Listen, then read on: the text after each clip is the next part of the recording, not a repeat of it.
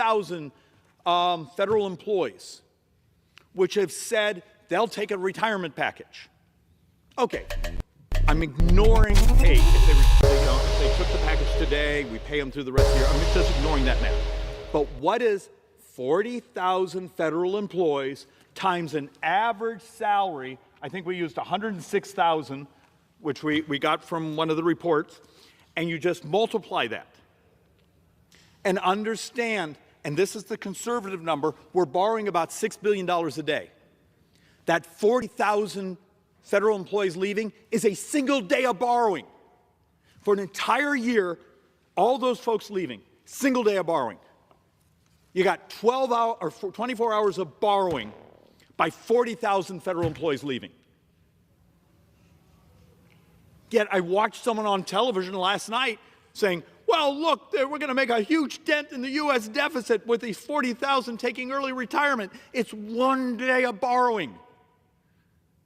That's not spending, borrowing. And remember, by the end of the decade, that borrowing's up per day dramatically. Take this in.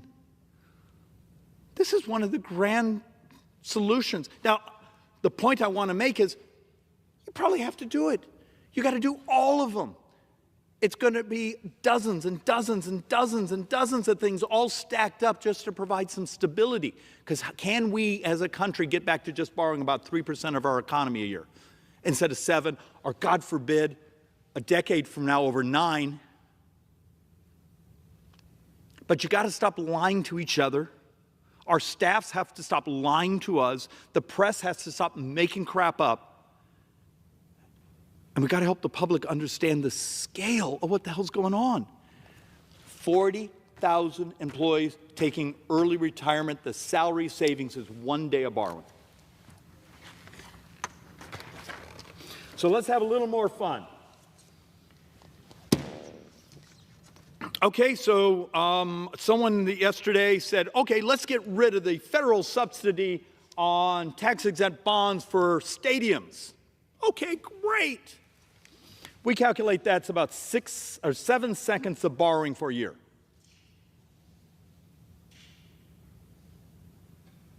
Seven seconds. But this is worthy. Yeah, I'm going to throw it in the stack, but is this really your debate line? We're not going to subsidize tax-exempt interest for billionaire sports team owners? Great. Okay, fine. But it's 7 seconds. So let's do a couple of the really popular ones.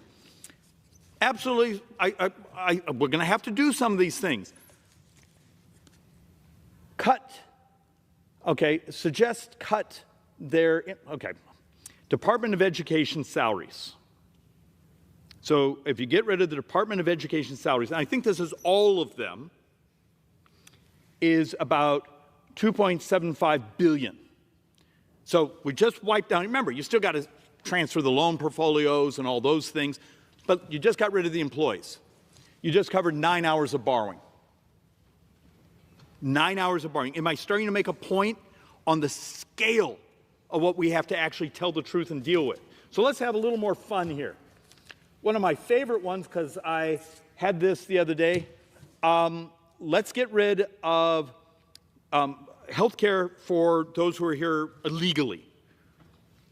Okay, now most of the math we did here is Obamacare subsidies for DACA recipients.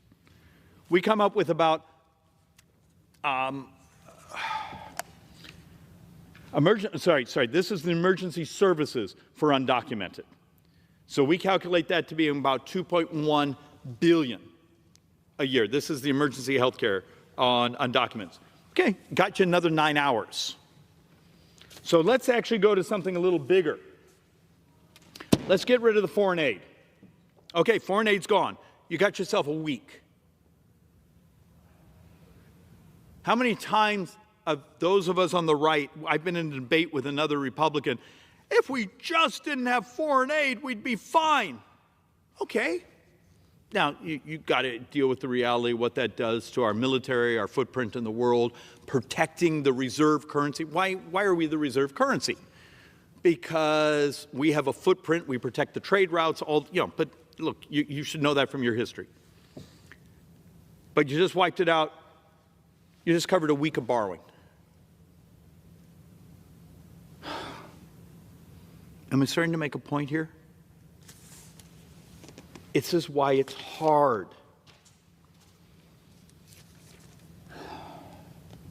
Close the carried interest loophole. Okay, it's about, my math is actually not 12, it's about 13 billion over 10 years. Okay, so it's 13 billion over 10, so you got 1.3 billion. So I'm going to talk around the chart. So 1.3 billion in a year. We borrow about 6 billion a day. So you get yourself an hour, a couple hours. But it's a great talking point. We should get rid of that carried interest from those rich people. Fine, but don't act like it actually solves something.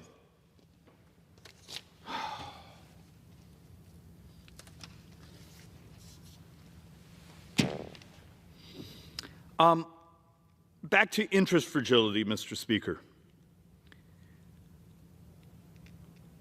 One of the discussions, and this is a little geeky, but it's really, really sort of important. About half of our debt is in what we call notes. So look, there's bills, notes, bonds. It's the hierarchy of a bill is very short term, can be under a couple years. The notes are in the middle term. But right now, half of our debt, actually more than half of our debt, actually about 72% of it is really short term. So we did I was doing it in my head, we're going to borrow about 2 trillion virgin this year, and we're going to probably have to refinance 9 or 10 this year because so much, and that's not the roll, because we have a lot of roll where it goes, sometimes 30 days, 90 days, 6 months. If interest rates move against us, it moves into U.S. debt calculations. Within a year or two, it's all in there. And that's why there keeps being this discussion of, could we go out further? If you want to know what others are, those are the inflation adjusted bonds. But that's why you talk about interest fragility. If suddenly the world goes a little haywire on us, our inflation ticks up and interest rates go up, it pounds the United States, because the previous administration and the one before that, and heaven forbid back into the Obama administration, they stayed very short on the curve because it was a little bit cheaper. The danger of that is if interest rates move against us, it's a technical economic term, we're absolutely screwed.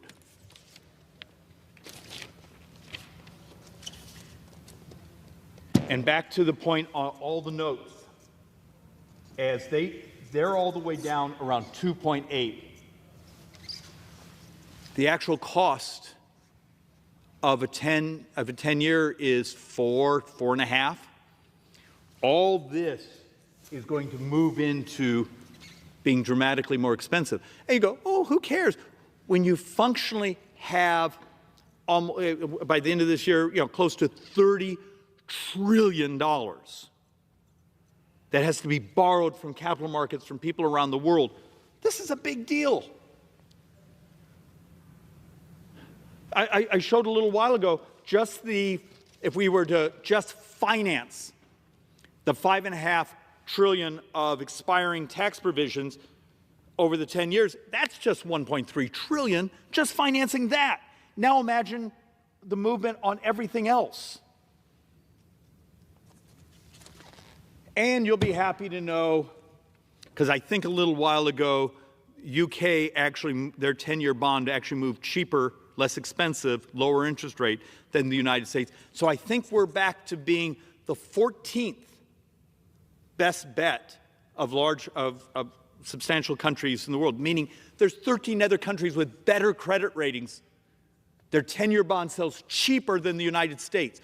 Greece today can sell a 10-year bond almost a full point cheaper than the United States. Doesn't that set off an alarm in anyone's head? Am I the only idiot who, sorry, I mean to be going there. I'm trying to find some way, because I'll get these criticisms. David, you talked about math. I don't like math. You may not like it, but the math will always win.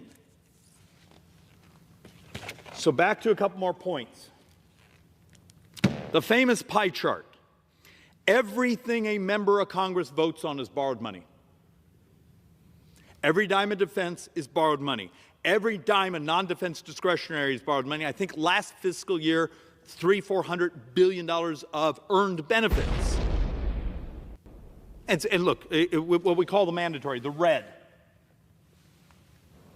Some of that, most of it's earned benefits. It's your Social Security, it's your Medicare, it's your VA pensions, those sorts of things. There's a portion that you get because you're part of a certain tribal population, it's part of a treaty obligation, or you fell below a certain income, Medicaid, or those things.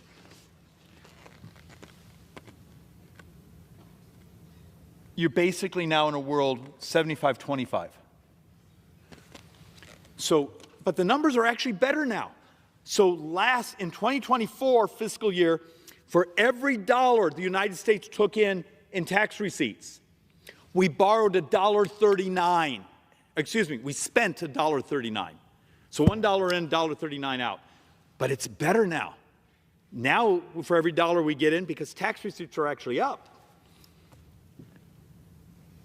we spend $1.36.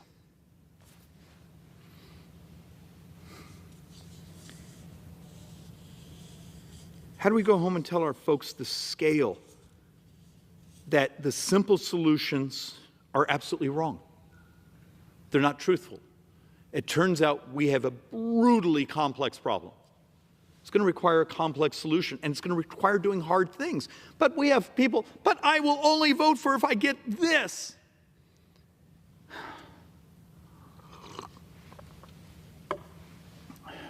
And those are the very people who I promise you aren't watching this presentation. This isn't a game. These numbers keep getting uglier and uglier. And back to the thing it gets me screamed at, and this board now is getting old, and the numbers are actually worse. Over the next 30 years, we believe the total debt number over the next 30 years is now substantially higher, but this is the one I have. Your country borrows about we spend about $124 trillion deficit. But the things we vote on actually grow slower than tax receipts. So here's the crazy thing. The defense and discretionary, if we had actually followed the sequestration, which we'll bust those caps. As a matter of fact, that's part of the discussion we're having right now is, it makes some of our folks unhappy, so we're going to bust the caps. But if we followed the actual law, in 30 years, defense and non-defense discretionary actually have what we would call a $9 trillion positive. They grew slower than tax receipts. But Medicare and Social Security actually together produce about $116 trillion in deficit, and it's just those two programs and their interest. It's not Republican or Democrat, it's demographics. But telling the truth about demographics isn't great politics. Our job is to blame the other side and then blame us, and then we'll go back and forth and we'll have these incredibly petty, childish, mathematically void debates. Debt deficit and demographics, it is what we are. The difference.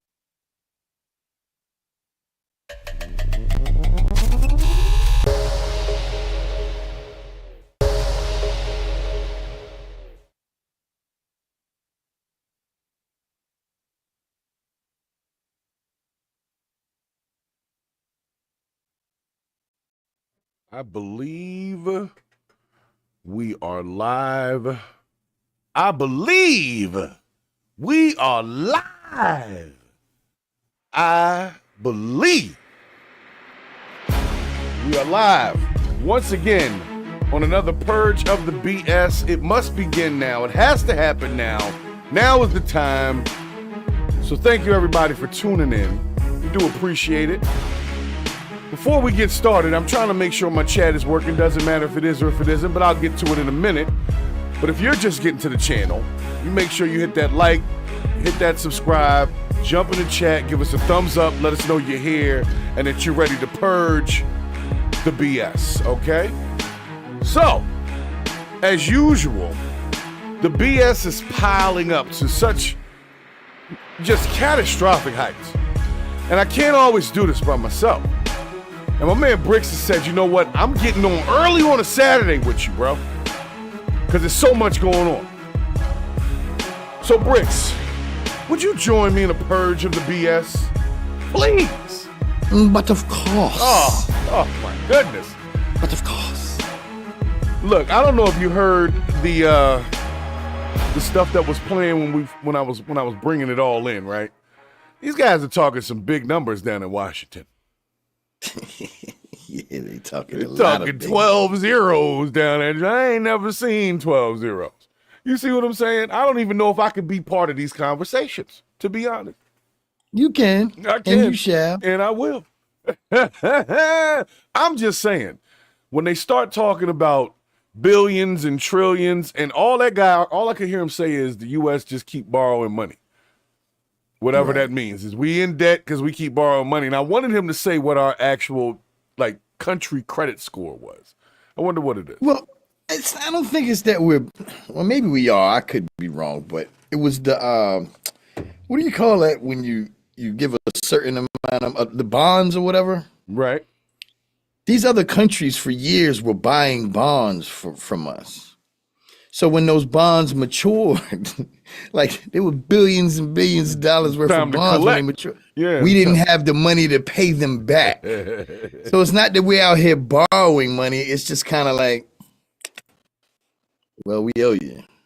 So a lot of the things that they've been talking about this week, because I've been in a lot of, on TikTok, in a lot of these Trump rooms, they're talking about why are we giving money to these countries for this stupid stuff? Well, there's your answer, because they owe them money. We owe them Lucci.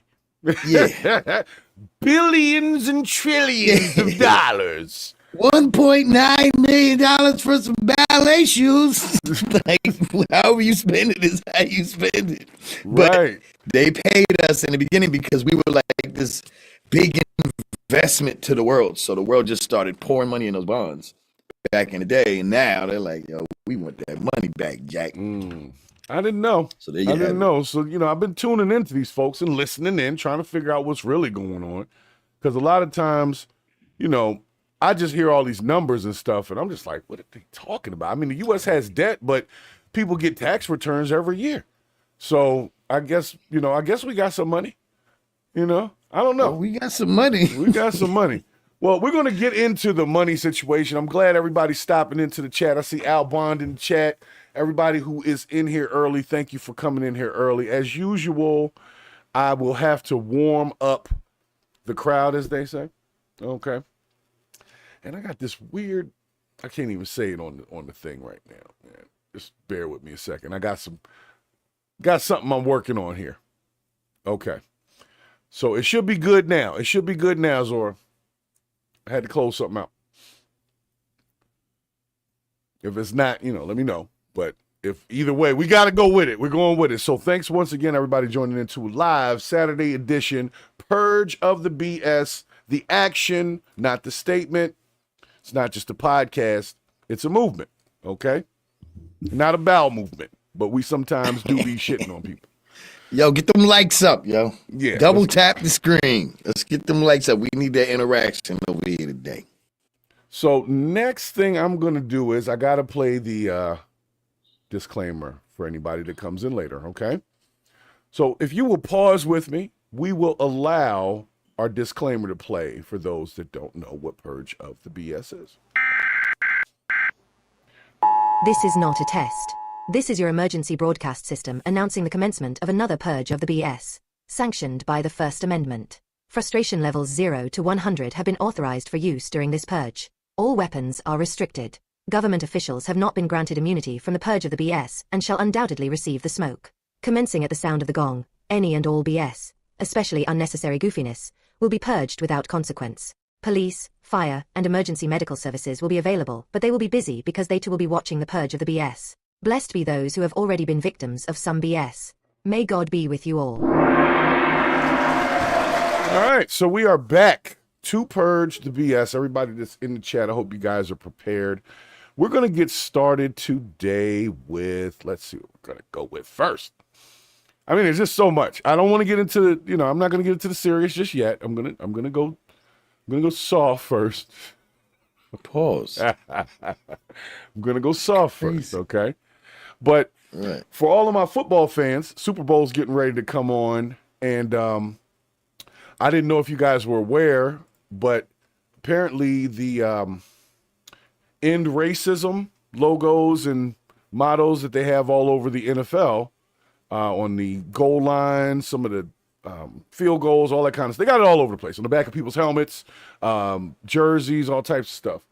So they have decided that they are going to eliminate that this year. It's not going to be any end racism. Super Bowl So they're not going to recommend that you end racism this year. This Sunday. Hold on a second. And So The View had some things to say about it. And I don't watch The View too often, but when these things come down the timeline, I got to watch them go crazy because they be losing their minds on The View. I don't know if y'all ever watched that, but they really lose their minds over there. So hold on just a moment here. Let me bring this over to you. Bear with me.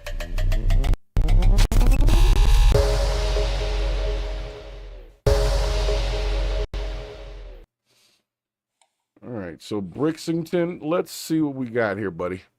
Can you see that? I can see it, my good friend. All right.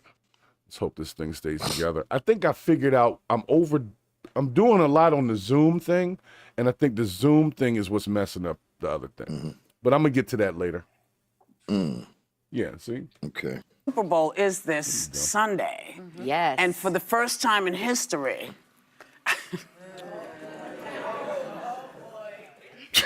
a sitting president will be at the game.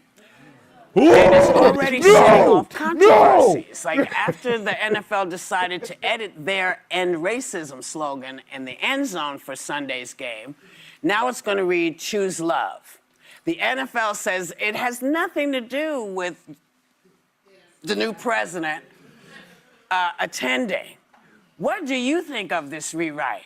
I think this a little fishy and shady because what the NFL spokesperson said, that he said the decision was based on sensitivity to recent tragedies, including the terrorist attack in New Orleans, the deadly wildfires in LA, and the fatal air collision near DC. And I think that those are very noble things to honor and discuss.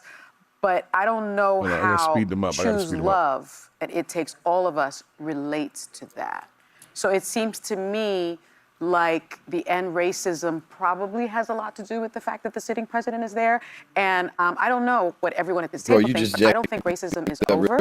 And I think that it is a very noble thing to want to end racism so that we can become a more perfect union. But I would note, Roger Goodell actually came out and said that he wasn't going to be ending DEI after a lot of major companies in America were saying that they were going to roll back some DEI. Roger Goodell, the chairman of the NFL, said that he had to double check that, said that he wouldn't be. So and because of that, I'm not sure that I would be able to sign motive that this is some kind of a change to appease Donald Trump because he's not in the actual action of the policy. I kind of saw it as maybe more all-encompassing of a number of tragedies and hardships that the country's dealing with. It's been a brutal month. Like, think of everything that's happened. I hate to say this. Like, I was thinking, oh, yes, it's in New Orleans. It was just a month ago. There was this massive terrorist attack. So I'm going to not jump to the decision there that it may have been to try to appease him. I will say this. I generally don't like hashtag activism because I think that it could become a lazy way to not actually engage engage in the space. That said, I would question myself on that because like I try to wear the hostage pin every day. This isn't freeing the hostages, but it's a little thing that means so much to the community it represents. So on that side, I do understand why people would like to see it there, but hopefully this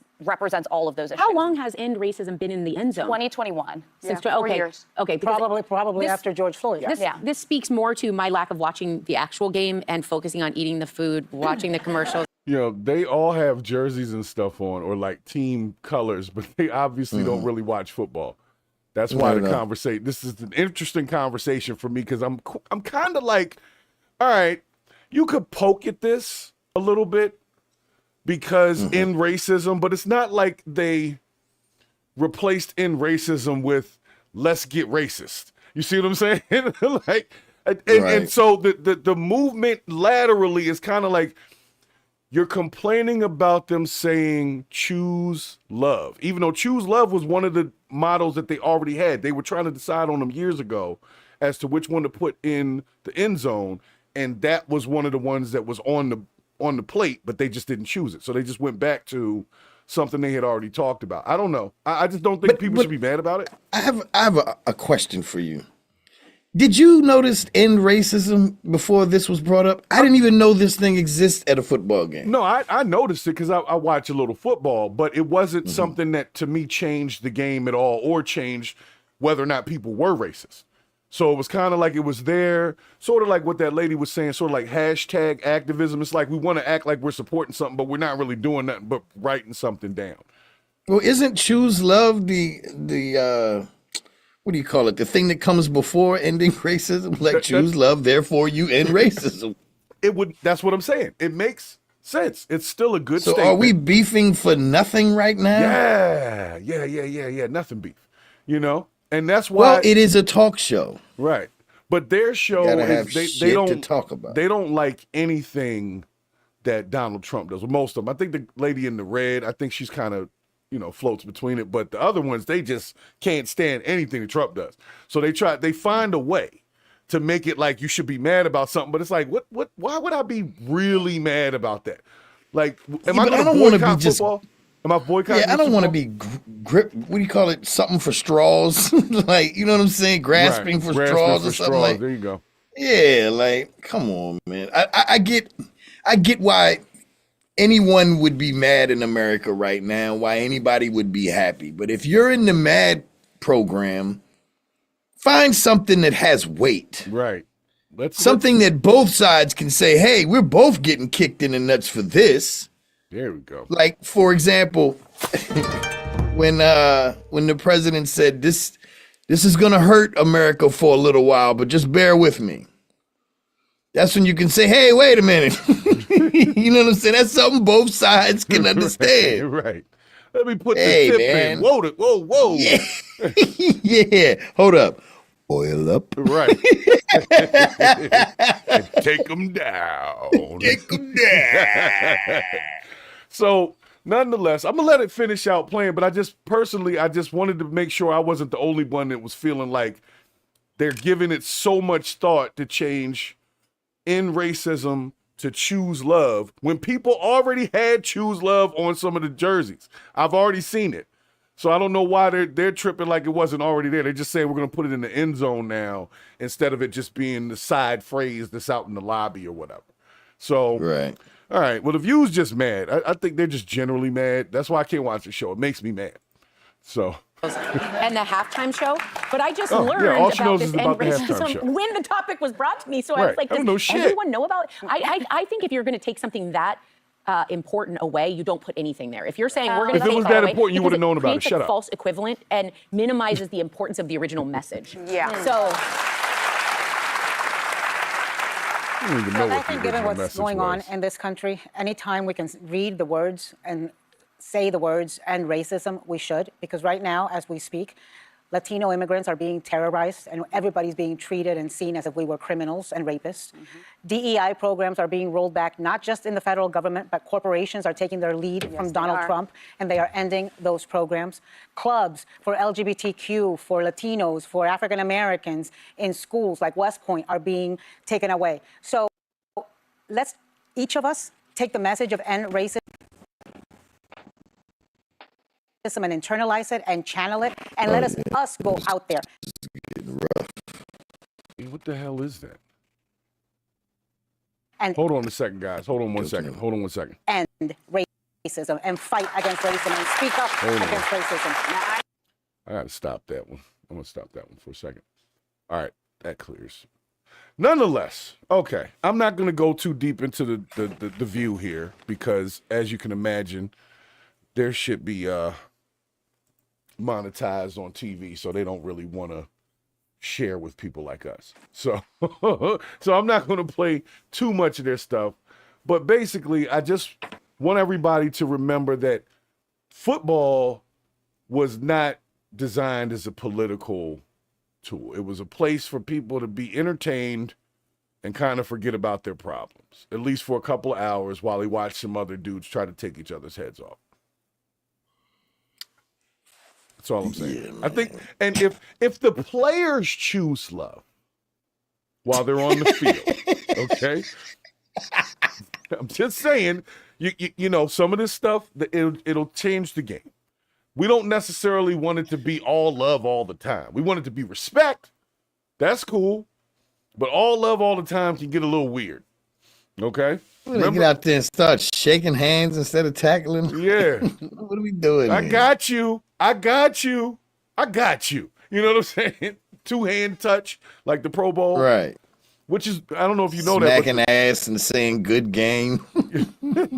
Yeah, the Pro Bowl got changed to two-hand touch. It used to be tackle, but they decided, what? Yeah, the Pro Bowl is a flag, either flag football or something like. It's flag. It's not two-hand touch. It's flag football. So, because people were getting hurt, man, and they're at the end of their season. They just won an award. That's why they're in the game, and then they get injured for the whole next year. So people were like, "That's crap. I don't even want to see no Pro Bowl." So they said, "Okay, we're gonna still do it, but we're gonna make it a flag football game." So they're choosing love. They're love choosers. Okay. Love choosers. DLCs. Yeah. So, all right. In case anybody was worrying about what to choose this weekend, choose love. There you go. Yeah. There you go. All right. So on to the next thing. Hold up. All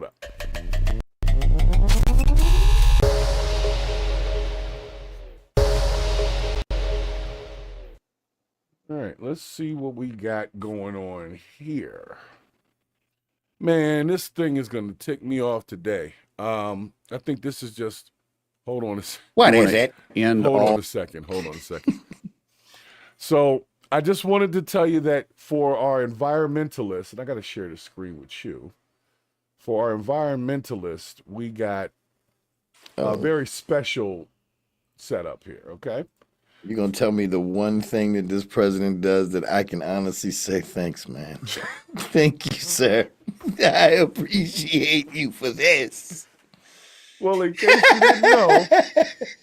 didn't know, the president is attempting to roll back the plastic paper straws mandate that Biden put forward.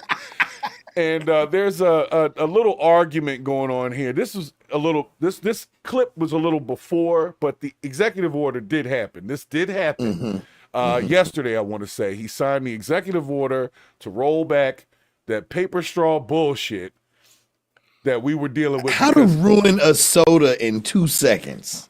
It's like, is that grit in my soda? Are those grains?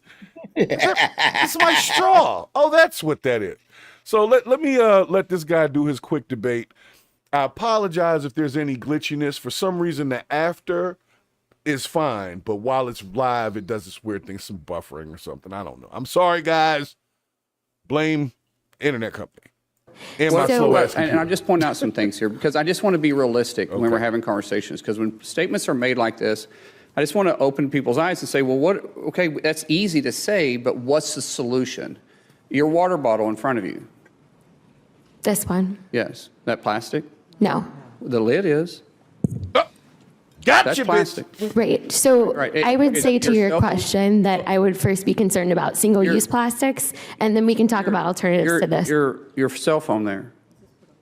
Is it plastic? the cases, but it's glass because I broke the components inside of it's screen not yesterday. plastic? The components made out of it's not in plastic? Yeah, they are. This is childish. The water that you fill that water bottle up. Where'd you fill that water bottle up out of? A water That filling is- station. All right, and it was delivered by a drink station that was plastic? I didn't check. The edges are. The piping coming to it. Now, you have a couple of choices with the piping. Paper We could pipes. go back to using wood, but then you have to line it in chemical. Or we could go back and use lead, because we used to have water piping that why was not? lead. Yeah, it'll work. Yeah. That was harmful to us. We go back to galvanized, tripping. but galvanized rust and had This discoloration. guy's We go back to copper, but copper has to be mined, and everybody wants to stop mining in the All right, U.S. we get his point. We get So his you point. use plastic. Piping that you pause fill that this, water bottle up. man. Yeah, we get the point, guy. So Come on, But man. that's why I preface this by saying this was an older argument. This wasn't yesterday. This was when the argument was in Congress to initially push for the whole plastic removal of straws and all that kind of crap. Because some sea turtle got a straw in his nose. I think that's what started it. There was a sea turtle that got a straw in his nose and then died or something. And then it started this whole movement from the environmentalists. And next thing you know, we had paper things in our mouths. Ugh. Pause. Yeah. So like I said, the so Donald, She said it, and he kept on asking the dumb questions. She literally said, "Single-use plastic," and he goes, "A cell phone." I mean, you're gonna have that cell phone for like 2 or 3 years. right? Period. Well, not now because people be stepping up, but people do throw a lot of straws away every day. Yes. So did you like The problem paper is straw? not the straws, it's the people. Stop fucking littering in the ocean. You won't kill the turtles. But see, You that's know the what I'm thing saying? about it. They're not. I'm not throwing straws in the ocean. Like I don't live next to the ocean. I put them in Well, the trash, and then right. somehow that process of trashing ends up in the ocean. That's not my fault. You know what I'm saying? Not your fault. So why should I have to put this paper dildo in my mouth? Is all I'm saying. Okay. All right, sir. That's all I'm saying. Okay. That's all I'm saying. So extra. It bro. was, but that's what I felt. It was in your mouth, and you're like, ugh. Like the first time that happened, I didn't even know what to think. I'm just like, forget the straw. I'll drink it out the cup. I mean, and even though the cup is paper on the side, now I got paper and grain and grit all over my lips.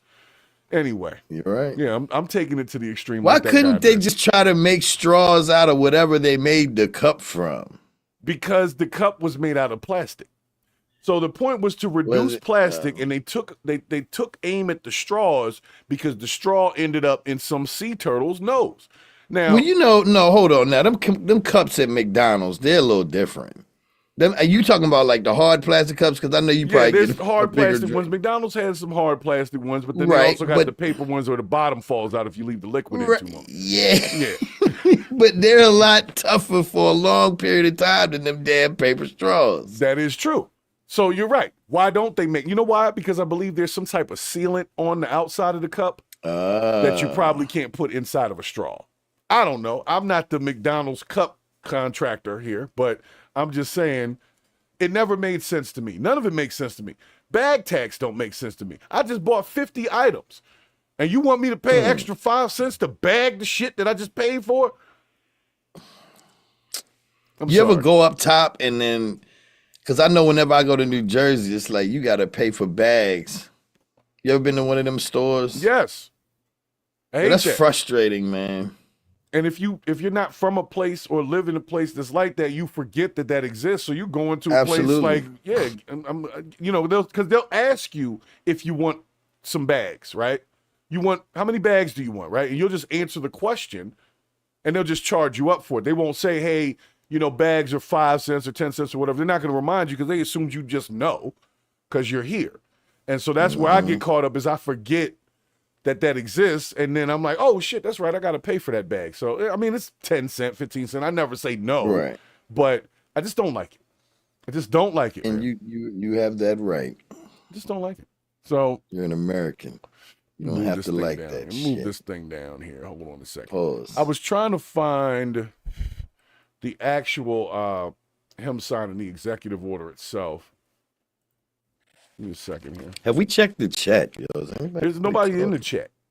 Well, other than Ascending Phoenix is in said the all chat. sports are modern Roman games. Yes. You would be correct. And Ascending Phoenix also said over 80% of medical waste is single-use plastic. And that is 100% right. Because if you ever go to the doctor, whatever, everything they use, they wrap it, they unwrap it, they throw all of it in the bag for sanitation purposes. So everything is single-use plastic. So why make me put that paper in my mouth? What was that really helping? And that honestly, sea turtle. Yeah, and if you find anything that's living with a straw in its nose and is dead, it might not just be from some random waste. Could be cocaine. You think they can afford it? I mean, I don't know. Go pick. No, Diddy. Cocaine is a powerful drug, man. It's a powerful drug. It is. So maybe that's what happened to the damn it's got an amazing aroma. People love to smell it. You only got to smell it once. Guess what? So, God damn, that smells good.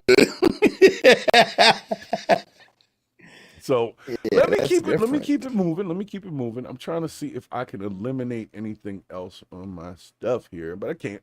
Oh, there's one. Get rid of you. Let's do that. Maybe that'll help. Okay. I might have just found the mother load. Just being honest. All right. So our next piece here. So paper straws had to go. And we can get to Elon cutting, or we can go. Oh, here we go. This is the one. Be ready for this. So recently, the internet has been in this weird uproar about this lady, and I know how you feel about people talking in tongues. So this lady was she's like the faith leader at the White House or something now, and she jumps on this thing and she is doing, she's doing her sermon, but she goes into a tongue talking thing, and a lot of people are like saying that it was fake. So I'm gonna let y'all listen to it. Wait a minute now. What's fake about speaking in tongues? That's what I be saying. What, because you don't know the language? What are you talking about, man? Come on, man. Yo, I don't know. Hearing certain things like, I should have bought a Honda. You should have bought a what? You should have bought a Honda. I tie my yellow bow tie. Yo, solo. Yeah, where'd you learn that? If it speaks to you in that way, then allow it to, is all I say. So hold on a second. Let me bring this up for you and the people. Shut up about a Honda, but about a Toyota. You said I should have bought a Honda.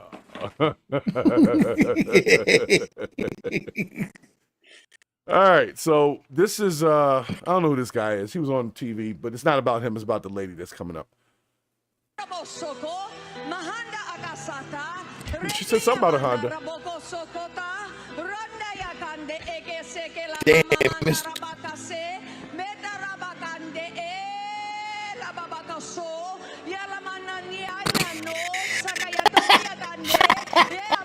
Oh, ate up, yo. It's terrible. But it...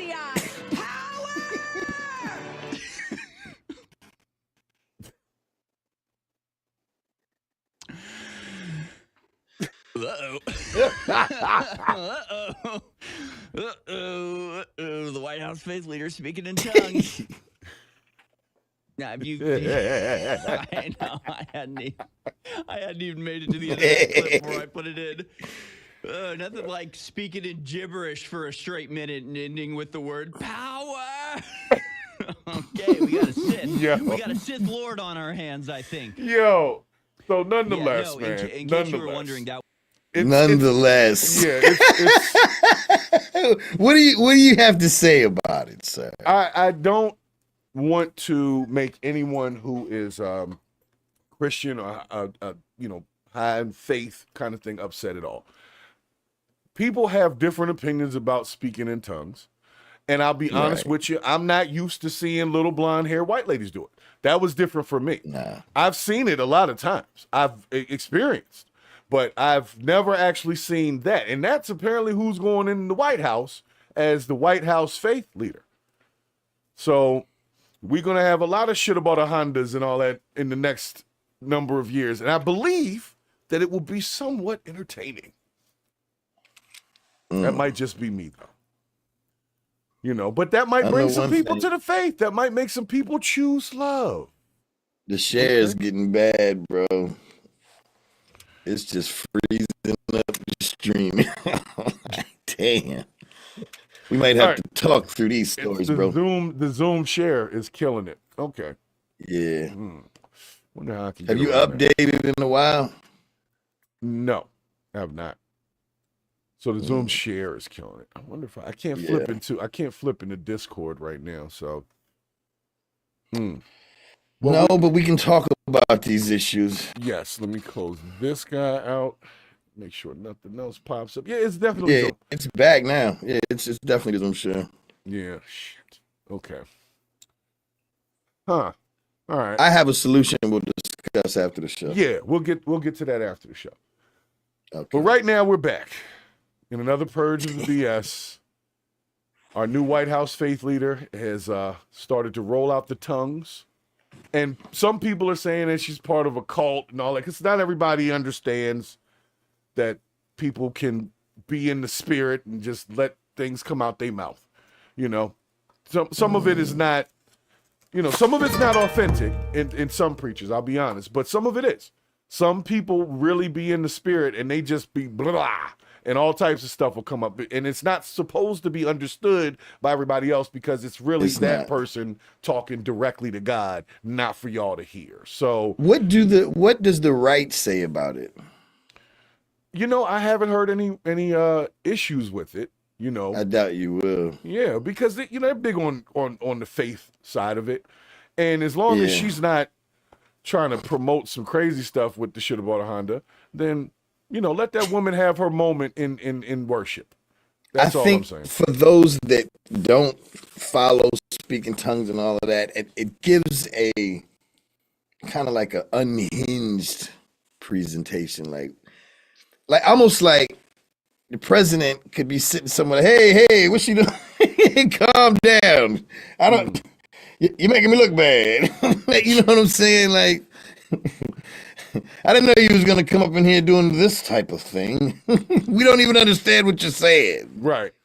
So are you an immigrant? Well, I mean, it's a little better than the other lady that they had at the inauguration day that was, kind of trying to scare some folks. It was a little, I'll put it this way. It was more entertaining. The bishop. The bishop, right. Yeah, it was a little, I guess it was better received. This thing was better received than that was all I'm saying. It's just a lot of people like, I'm gonna go get a Pentecostal white pastor. Yeah. Ain't too many of those. Ain't too many of those. And she was killing it though. From what I saw, it looked like she was doing her thing. So I'll give her props for that. And if that's the new White House faith leader, that's probably better than somebody that comes in there and be like, "Oh, my Lord of Lords and Jesus," like that kind of thing. You know what I'm saying? I would rather have this Pentecostal white lady. So, yay for the Pentecostal white lady. Well, whatever happened to that one black pastor that was jumping around, shucking and jiving with him every time, man? Why didn't they use him? I guess he was used up. Yeah,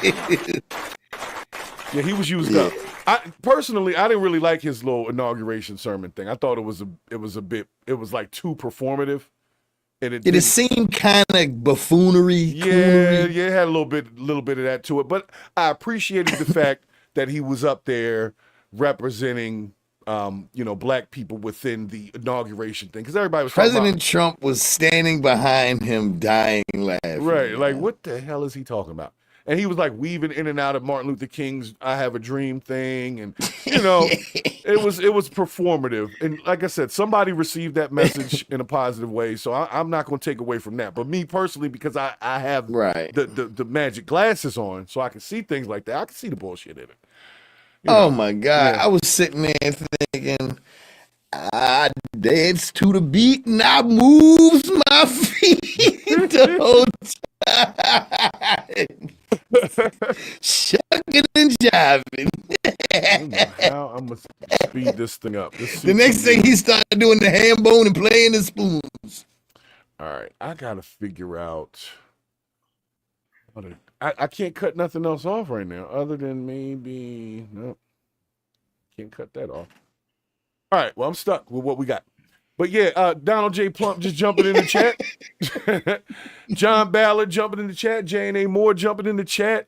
Just to let you know, no, it's not just mods in there. There's some mods in there. But it's not just mods in there. We all here. Some people just watch the show. Not everybody comments in the show. That's why I say just make sure you hit a like. Hang out with us while we talk about these little couple of topics. And then there you go. So, nonetheless, no, I didn't catch Bezos and how peaked out of his mind he was, but I'm going to put that on the list. We'll cover that one probably, or geeked out of his mind. Either one, both of them. Now, if you talk about the inauguration, everybody on the billionaire side was happy. You see, they had the billionaire side, and then they had like the people that used to be president side, and you got to figure out which side is more important because the billionaire side was definitely in the shot more. You couldn't even see Obama. Yeah. You couldn't even see Obama. And he was just 2 presidents ago. Ladies and gentlemen, this is your 1%. Yes, here you go. All of them over there smiling. Elon Musk is in there geeking out. Man, that was an interesting sight. And so what we're seeing now is just the progression of what we saw there. They all showed us who their loyalties were for. So everything that's going on now, we know who to look at. We know who to watch. I'm watching all of them. I'm going to tell you that right now. I'm watching these dudes. They are just wilding out down there. And Elon has definitely pissed off everybody in the last week. Well, at least a lot of people. I'm not going to say everybody.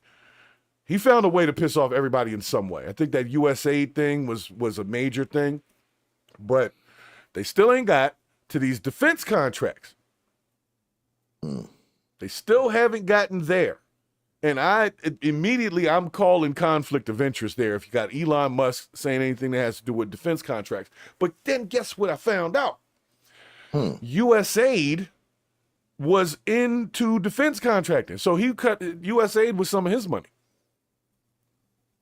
I mean, he going to get it somewhere else. But I'm just saying, he basically shot himself in the foot to a degree. All right? Not a major shot in the foot. Maybe a pinky toe, that kind of thing. Right. So one of the I'm about to get to it. But before I get to it, all right, I did the faith leader, got the view, we got the paper straws, we got the I don't know if I want to talk about that guy. He gets on my nerves. Did your cell phone have plastic on it? We got the faith leader. We can talk about Fetterman. Is that plastic on the top of that bottle? He was just looking at her like this and pointing. Is that a plastic barrette in your hair? I gotta play this one, and I'm hoping it doesn't glitch out too bad. I don't know how to get around this. Right. Maybe. All right, man. Let's just cross our damn fingers. Let's see what happens. Maybe if I don't Zoom share it, it'll work. But then you can't hear it. That's okay. You just tell me what you saw. Well, I'd rather you have a smooth show than having Zoom share. Well, pull up. I mean, I think you got the live on your phone here, so you'll hear it. There. Yeah, I'll go on mute. Yeah. Yeah, just give me a second here because this thing is choppy. But it's gonna be like. We're coming in. Don't lock the door. We're coming in. Who are you? You're not coming in. Who are you? Who are you? Who are you? Who are you, sir? Do you have business here? Yes.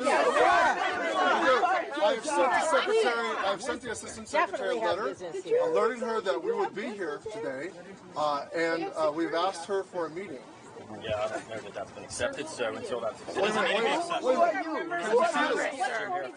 And what do you do here? What do you do here? Security responsibility. Get out of the way. We pay you. We pay for your job. We pay you. We're members of We pay Congress. you. We are here Nobody has accepted a meeting. members of Congress. You are. We your haven't heard that from children. the secretary. Oh, just to add context for anybody that's watching You are this, not the spokesman for the this is Department the of Security Department of the Education, and the I guess House Democrats, they went down there to talk to somebody because they were upset. So just to help anybody who doesn't know, the Department of Education is not shut down right now, okay? That's what I thought was going on. It wasn't the same as the USAID thing where they told people they couldn't come to work. They were still in there working, and this set of folks was coming down there to, I guess, meet with the acting director. Did not have a meeting scheduled for 100 people, and then all of a sudden this started. So I want to have everybody pay special attention to our security guard guy here. He's the little shorter guy with the bald head and the glasses on his head. And just watch how he handles the situation, okay? If I can get this thing to play, that'd be great. There we go. Where's your bag? Where's your bag? Where's your ID? Identification. Where's your ID? Where's your ID? We are not. It's not good enough. We are not a threat to security. We're members of Congress, and we want to ask the question. We walk into the White House without having to go through magnetometers. Oh, we're going to the White House and walk around the metal detectors. I like to speak with someone who works here. So what are you gonna do? You're gonna be Oh, cameraman, you got one I job. mean, you're gonna, you know.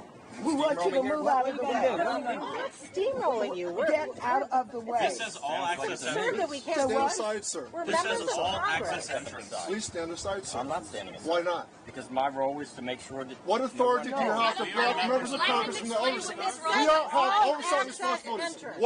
By what authority can you deny members of Congress their oversight role? You don't have a business reason to be here. You do not have authority, sir. You do not have authority. There is no authority for you to deny members of Congress their oversight responsibility. We're the If you have an appropriate. appointment and you're on a guest list, we will let you in. It's a public Is what you're saying? Is what you're saying? Or you have to have an escort. Let me Somebody ask come you a down to question. escort. Go get Can I somebody. ask my question? Are you Send them telling down. me today that you have to be on a guest list in order to come to the Department of Education? You gotta be on the VIP list, babe. Somebody's coming You ain't on the list. You were informed of the event. 94 members of Congress, Take you where you're going. sir, 94 members of Congress signed a letter. This dude is so asking the unbothered. acting It's secretary for a amazing. meeting and to answer a It's simple question. amazing.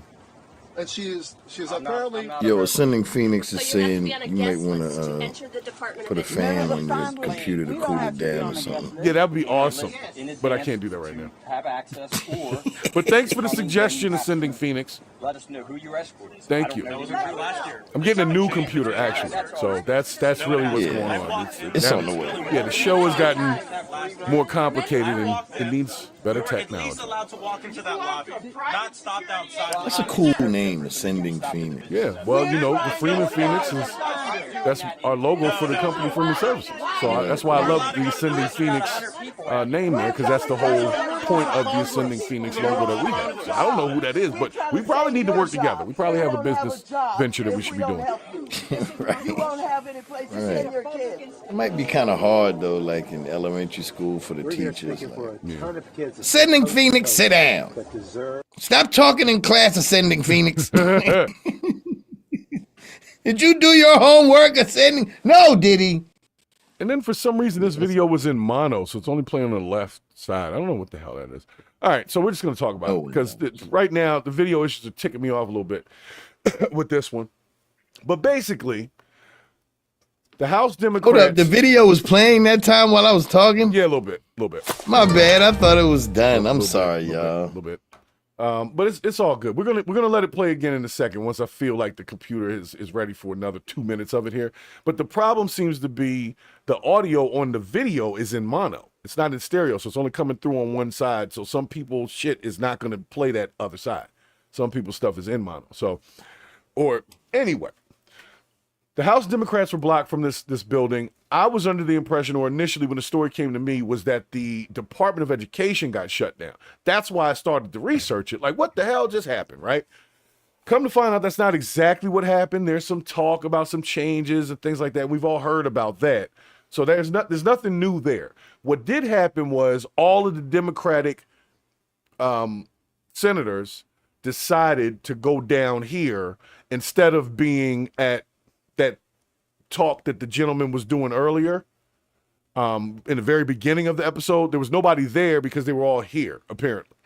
So instead of being there to discuss these budget issues and some of these things that they probably should be governing and working on and legislating, they were just down here to like bum rush some lady for a meeting, which I don't really think would have had any effect. And that's why I'm kind of like, it seemed like it was all for optics. Like they knew you can't just take 100 people down there and demand to see anybody in that building. Now, you might be able to walk in there by yourself as a congressperson, go to the visitor's desk, have somebody let you up, that kind of thing. But you're not going to take 100 people in there without an existing something going on. And the guy says it in the video. So I'm going to let it play for a couple more minutes, but I just want everybody to know, the folks that sent that to me, the Department of Education has not been shut down, okay? So you don't have to worry about that yet, all right? So maybe I need to find a different clip of it. Because I could hear it earlier. Quality public education of this department should stay open, and we want to share that message. The leadership department's working to do that. Yeah, we're not so sure. That's why we're here. All right, so I want to get to the part where Maxine Waters gets a little pissy. Right around here. It's not dangerous. Were you told to deny members of Congress into this building? This is absurd. Were you told to stand here? Yeah, were you told to deny members of Congress from entering this building? There's no business purpose to be here, so that's why.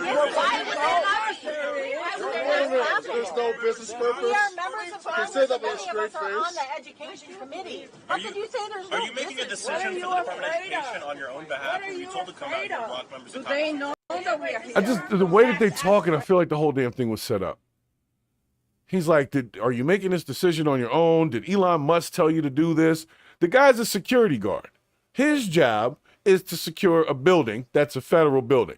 You just brought 100 people down there upset.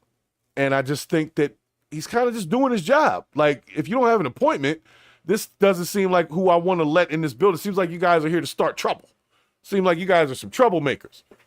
And they got upset about that and said, we're not thieves or anything like that. Okay, are you? Are you sure? You're not thieves and thugs, but y'all, okay. Y'all down there at the government thieving and thugging all day, every day. Are you making this decision to stand in front of the store on your own behalf, on behalf of the Department of Education, or were you told to come out here and block members of Congress and go at the desk? Doing my job. So everybody's What is that? We're doing our jobs. We're trying to save your job. Show them your ID. Were you told to stand here? J&A Moore, I think you're right. I just think, like I said, I would venture to say, and this is all I'm saying, is if any one of those people came down there by themselves, they would have gotten in that building. That's what I'm trying to say. But because they brought 100 people down there who apparently have a bone to pick, it seems like it could get out of hand. Nobody's accepted an appointment. So it's like, all right, well, what are we really doing here? Well, we told them we was coming. Well, nobody accepted your appointment. So why should I let you in? You see what I'm saying? You don't have an escort in this building for what you say you're here for. So I'm not saying that they shouldn't be able to get in there. I'm just saying the way that they're coming in there would make a security person say, hold on a second, what are we doing here? And he's well within his right to do so, because what if they do go in there and beat this lady up? You see what I'm saying? What if they, because that's not how you do stuff in Congress. So I just wanted to say that. I understand that Elon walked in there, yes. And so did Brandon Maxwell Frost, or whatever this guy's name, the black dude. He just says it himself. Hey, last year I walked in here by myself. So nobody said we came down here last year with 100 people and walked right in. So that's what I'm saying. That's all I'm saying. I'm not saying they shouldn't be able to go in there. I'm just saying the way they coming up is, it looks like they're there to start some trouble. So the security guard is like, yo, what are you doing here? Who's accepted this 100 people coming in? It's not a tour. You know what I'm saying? So there's no tour scheduled. So Anyway. What if they got to beefing again? But that's what I'm saying. Some senators like throwing hands down there at the Board of Education. Oh, Dusty Knuckles. Bunch of Dusty Knuckles everywhere. I mean, I think that's what the woman's point was. She was like, we're senators. Yeah, we might be deep, but we didn't come in here to shake you down. Well, I mean, but that's what it would look like. If I came, but it doesn't matter if I came with 100, if I came with 100 elementary school kids, they wouldn't let me in there. You know what I'm saying? I mean, but then you can say this, form a line and pull out your credentials. Okay.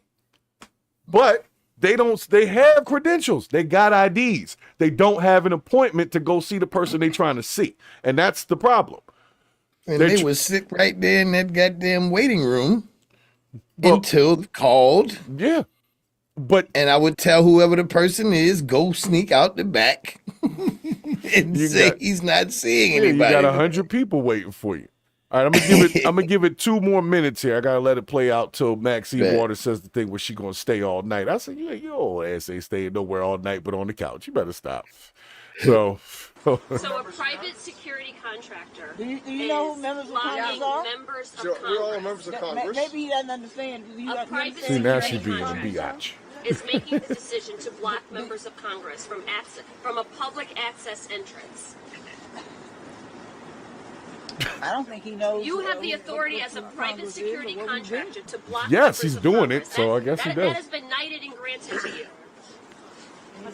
You have to at least let us go to the desk. Yeah. He said, no, I'm not. I'm not doing anything. I don't have to do anything. Who told you to do this? Open the door. So do you understand who members of Congress are? And you don't care. Who are we then? You don't care. We have a job to do. We're not dangerous people. We're not, I don't know, security. There are no thieves and thugs out here. We're members of Congress. We're parents. We're teachers. Each of us. There's our ID, right there. We were elected to do this. This is our job. It's our job. We're doing our job. Let me see if I can just share system set. You're securing this building against who? Members of Congress. Who is it? Who are you protecting? Against members of the people's house. Can you hear that, Beginning of full transparency of this administration. I sure do. The administration All right, that let's hope it doesn't mess everything up. I know you don't have video, but you can at least hear it. And show the American public what is going on. They won't even open the Nah, door it's to this going crazy. building to All members right. of Congress. We are not posing any threat here. We are not dangerous people. We have not done anything. We're trying to request a meeting, and they have a private security contractor. Now I hear it On his fine. own is making decisions on behalf of the Department of Education. So Congressman Hayes, what you're saying is they're not. What is a they congresswoman allow named Hayes, huh? Billionaires and his minions to come in I don't to know this who building. he is. I don't know who he is, They- but I know who I they am. allow- And I'm a member of Congress with oversight responsibilities trying to request a meeting, and a private security contractor is not allowing me to enter the building. They allow billionaires to go into this building, but not the people's representatives. They allow billionaires and their cronies to go in, but not. There's a lack of transparency here. The members of Congress, the people's representatives, are not Oh, this allowed getting in. better again. Okay. All right. Well, let me pause that out. How do I end this share? I don't see how I can end this the sound share. You can't just end the sound share? I can end it on my side, I think. Oh, no, I can't. All right, Maybe well, you can end it on the cool top. right now. It doesn't seem to be choppy right this moment, so we should be okay for a second. Maybe if I reshare something, it'll... Yeah, do that. Reshare the physical screen and then Yeah, turn let it me on. reshare it. Sorry, guys. I'm trying to keep it from being super choppy, glitchy on you. And then we're going to share it, and then we're going to stop the share right there. All right, there we go. All right, back to the situation here. So, as you can hear, this gentleman is a private security guard. He was brought to the Department of Education, I guess, to secure the location. They don't necessarily have an appointment. And it seems like the way that they're talking, I feel like they're trying to create sound bites. They're reading it almost like if you were in a court case. So you're saying that you must be on a guest list in order to get into the Department of Education. He never actually said that. He just said that you weren't on a list of people coming and nobody accepted an appointment. So, in my opinion, if you got that kind of pull, they should just be on the phone right now. Forget this guy. He's just the security guard at the front. We've dealt with these situations. Was the issue that they've just not been able to get an appointment since all this stuff started happening? Well, no. This particular appointment that they claimed that they set or attempted to set was just the day before. They signed some papers or signed a thing and said, we want a meeting with you tomorrow. They never got a response to that. So they came down there. And that's what happened. So you don't have to. Can you just imagine them all in one room and it's like, yo, let's go down there. Yeah, let's go down there. Like, what? You gonna meet with me right now? I'm not gonna go over here and talk this budget shit and that math that other guy was talking about with 12 zeros on it, because this was literally happening at the same exact moment. So while these folks were down here doing that, this guy was saying, what the hell are we gonna do about this money? Because it don't look good. They talk about even if you cut this and cut that, it still don't look good.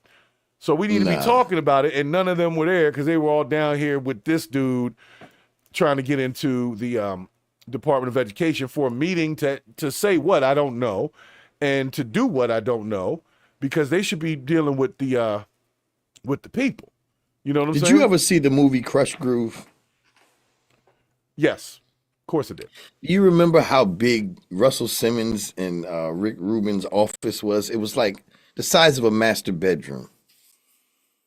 I believe that's the size the government needs to be to get the money that they need. You could cut down everything until it's just Elon Musk and a couple of them in there, because that's the only way you're going to do it. I don't even think it'll work that way. A lot of these people have lived their entire lives in the political scene and been moving money around through that scene. And this chopping is messing up that scene as far as what they're concerned with. They can't have that low it'll offer too much transparency. If you don't have enough people to like dilute issues, you see what I'm saying? To the point where you can't notice it because it's so spread out. But if it's a concentrated group, it's way easier to see what's going on with stuff. And I think they don't really want to, I don't think they want to do it the right way. And that's what I'm concerned about. It's like all of that stuff that came up in that USAID stuff, nobody was talking about it, but now they're down here at the Department of Education, which is not shut down. You see what I'm saying? It's like that. We'll cross that bridge when we get to it, kind of thing. But right now, this other thing is on the hot seat, and Elon and his crew is coming through, kicking in the door and waving the 4-4. Like literally on every government office, federal agency, they are coming through there, and like USAID is down to 300 people. They had 10,000 people there. Now, I think a judge might have blocked that until tomorrow or something stupid like that. But, yeah, they're going from 10,000 down to about 300 people. And then moving the actual organization. They already took the letters and stuff down off the building, yo. That fast. All of these people out of a job. Yeah. He's trying to buy them out, which is a whole nother thing. And that's what the guy was talking about in the first part of the episode. Even if we buy these people out. You're talking about the federal workers or the resign or it's part of it. Yeah, it's a group. You know what's dangerous about that? In the wording, the term loyalty is used a lot. They use that in Project 2025 a lot. There's a loyalty-based government. But what's scary is in that letter, and I only know this because of my fiance, she was getting them. They say, if you stay, just understand that you can be terminated at any time now. It's not like the government used to be where you were in like Flynn after a year. Mm-hmm. It's now you can be terminated at any time, which is interesting because you no longer have the DEI program to check people on wrongful terminations. Right.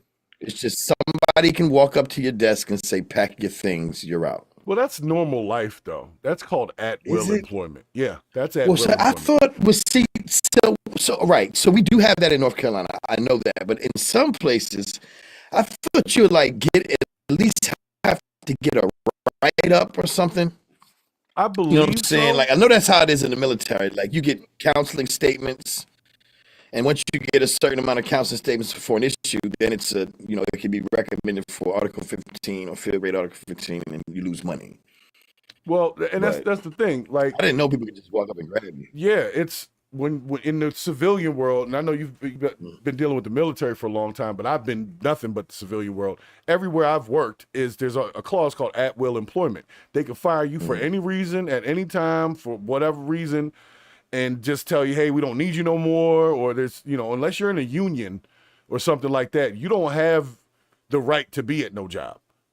But you also, on the flip side, have the right to walk the hell off if you don't want to be there.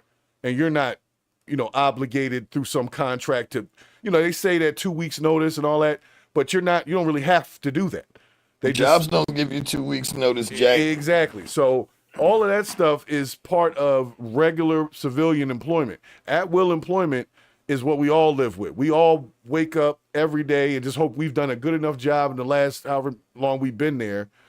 We've done a good enough job that the job doesn't want to finish us up today. So I just think that really the government's so divided right now. We got one group just standing in front of buildings talking shit, and then we got another group that's in Congress talking shit about the buildings that the people are standing in front of. And I think they need to all be in the right place, having the right conversation.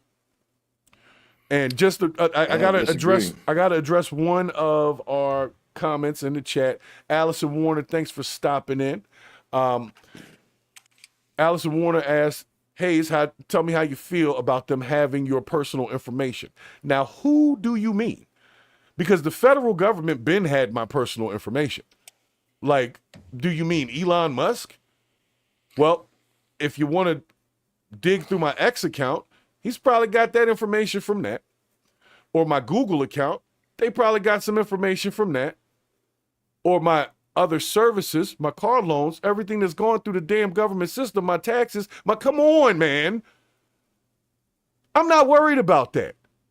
You see what I'm saying? How do I feel about it? I don't feel about it because that shit been going on. Anybody worried about that? Man, I'm going to tell you what, and I can only disclose so much information on this thing without getting certain people in trouble, but I know for a fact that the federal government keeps track of everything you do digitally and physically your entire life, and they create an entire profile and footprint on you. And anybody who's got a top secret level clearance that needs to have access to that information can put in a fucking FOIA request and get it. So, sorry to break it to you, but they got y'all info. Like, it's already there. There's nothing you can do now. Go and clear your cache and all that kind of, none of it. It's already there. Google got it. YouTube got it. Why do you think every time you go to pay for something, it pulls up existing credit cards and shit that's expired? They know you got one, and they know which ones you don't have no more. And all them companies had your social security number, and all them companies sold your information. So I can't think about it, because if I do, it'll freak me out. So you know how I feel about it? I don't feel about it. Because like I said, if you really think about it, it'll freak you out. So just forget about it. You hack my shit, you're going to have a tough time. I got all types of weird security things when it comes to like filing taxes and all that. That's because people tried to defraud me before. So now I have security things set in place. But for the average person, there ain't nothing in that information really that somebody else don't already have. And they're not coming. Maxine Waters is not coming to my house for nothing that's in the information that the government has right now, other than this Purge the BS. You know what I'm saying? And what are they planning to do with it? Use it when they feel like it. If you get too big, they'll use it to bring you down. Hey, you were in this place and the crime was committed 25 years ago, and you were, that's what it's for. It's just to keep track of your ass in case you get a little bit too high on your totem pole here, and we need to bring you back down. We can bring up everything you've ever done. I still have to look at a 20-year-old misdemeanor charge that was in a whole different area every time I go do a background check, even though that thing has been expunged. Explain that shit now, to me. Would you have an issue if another company had all of that information? They already do. Not the feds. They already do. What do you think TikTok was doing? All of them apps on the Google store, Google's not even only in America. Google has shit all over the place. It's all intertwined. How do you think you can look up Google Maps in another country and you're not even there? All that information is networked. So I'm just saying I don't want to think about it because if you think about it, the shit's everywhere already. You know what I'm saying? So that's why I'm saying it. I'm not saying it's not a bad thing. Social security numbers, bro. Yeah, everything. See, I think the reason why people are kind of all right. So it's kind of like so the president has his own digital currency, right? Which is weird. But now you have a man who owns Tesla, who's making these crazy robots and doing all of this extra stuff, and now that involves AI, and now him and his team of young men now have your social security number, every bit of information that they need for every citizen in the United States that could be transferred to his company. That's the problem that I see with it. I'm like you are with, yeah, well, they've been had it. Obviously, they gave you your social. But when you have a team of people that are not cleared, dabbling with your social security number, that's where it gets crazy. Like, for example, if somebody did take all of that information and give it to Tesla or something like that, then they can say, well, he did it. But that doesn't change the fact that Tesla now has all of that information. Right. You see what I'm saying? Well, that was a big whoops. And what are they going to say? Well, you got to prove that you deleted all of it. How, Sway? That's what I mean. When you start dealing with companies like Elon companies, you're talking about artificial intelligence. And he said some interesting things here lately about that. Well, that's really what we're getting into next is the truth is employees are human numbers, but they have virtual employees now. Like AI has created the virtual employee system. So you can have work that's just segmented through AI employees, and you can say, hey, we only have to hire 300 people, but you're really doing the job of 10,000. And that's what he's going for. So we're not going to even act like we don't understand what Elon's goal is. The nigga's goal is obvious. He wants to put robots in everybody's house. He wants to have access to as much information regarding demographics as possible. And he wants to have as much information regarding where federal money is going as possible because he receives federal money. But the problem with that, or the problem with Elon, is he had a top secret government clearance already. I don't know about the guys he brought with him, but I would venture to say that they probably don't have criminal records, and they would probably be able to qualify for the same top secret clearance because it only takes, a clean record and, people saying that you're not an asshole. And these guys are straight A students and freaking geniuses. You think they can't get that same clearance? I'm not saying that they can't, but I'm saying in the military, you don't touch a skiff, nothing, until you're cleared. Which is true. That's what I mean. That is 100% true because when I did my contracting for the federal government, I couldn't do nothing till everything came back, till I had the card with the little chip in it and all of that kind of stuff. Everything had to come back. They didn't just say, okay, you can start working here. And then, 3 weeks later, they're like, oh yeah, we just got your stuff back. No, they check you out before they let you in there. And personally, from what I'm hearing from the White House press secretary lady, these folks still have to go through clearances. They're not just, he's not just pulling people off the street. They're not working. They're not working in the meantime. They have to go through the program. Right. They're going through an entire series of things. Elon didn't pick these guys out of nowhere. They were already employees working with him on other projects for Tesla and SpaceX, meaning they already had the credentials to get that same clearance if they don't already have it. I don't know for a fact, but I know to work at SpaceX, you have to have a top secret clearance just to work there. Can you imagine? Because think about how on the internet they sell people's information, right? Right. Can you imagine how powerful Elon Musk will become having his hands on that much information? He's already that powerful. And he already does have his hands on that same information. I'm saying, I'm not even talking like he's not powerful. What I'm saying, the advantage that he has over all companies that dabble in the things that he does now, as opposed to before. Yeah, it's freaking That's dangerous. crazy. Yeah, it's crazy work. That's It's crazy very work. dangerous. So it's like this. What's the Spider-Man quote? With much power comes much responsibility. responsibility, There you go. yeah. So Elon Musk could surprise us all, not do some shady shit, and it becomes a great thing and a lot of transparency and blah, blah, blah. Or he could turn into freaking Dr. Evil, basically. Well, I mean, he came in there saluting us from his heart. You know. You know what I'm saying? Like, hello. Yeah, he's choosing love. Yeah, he chose love, all right. He chose love, didn't he? So I got to get you to we're talking about Elon, and we're talking about Elon's wonderful staff, whom they can't say that they're not qualified. These guys are freaking geniuses. Like the median IQ on these guys is like 130. They're all prodigies, basically. That's why they're there. Not because Elon likes young men or something crazy like that. It's literally because these guys are freaking geniuses and probably have never committed a crime in their life, probably have never done any drugs or anything like that. They don't drink. They don't party. These are the guys that were in the back of the class getting straight A's and slaughtering the rest of the kids that thought it was cool to be rapping and beating on the desks.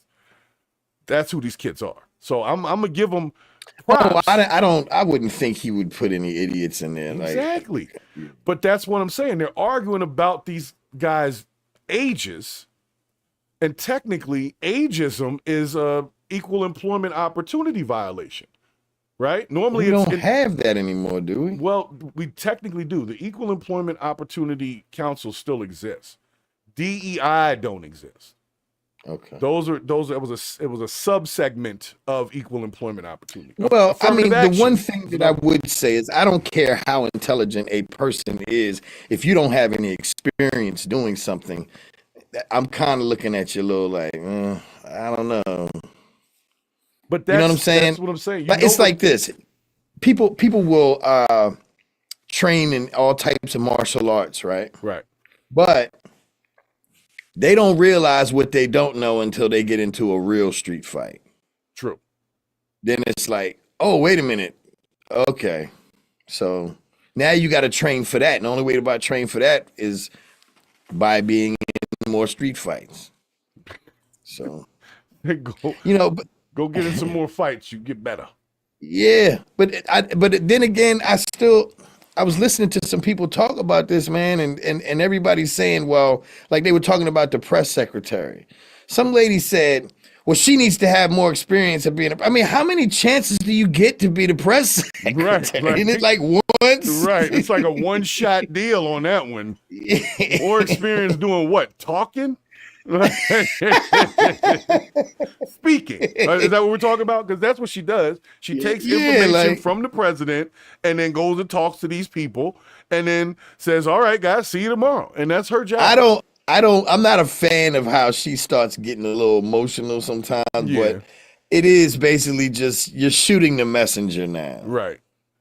Exactly. It is a hard job, though, if you think about it, because you have to answer every question based off of somebody that's not in the room, what they would say. Right.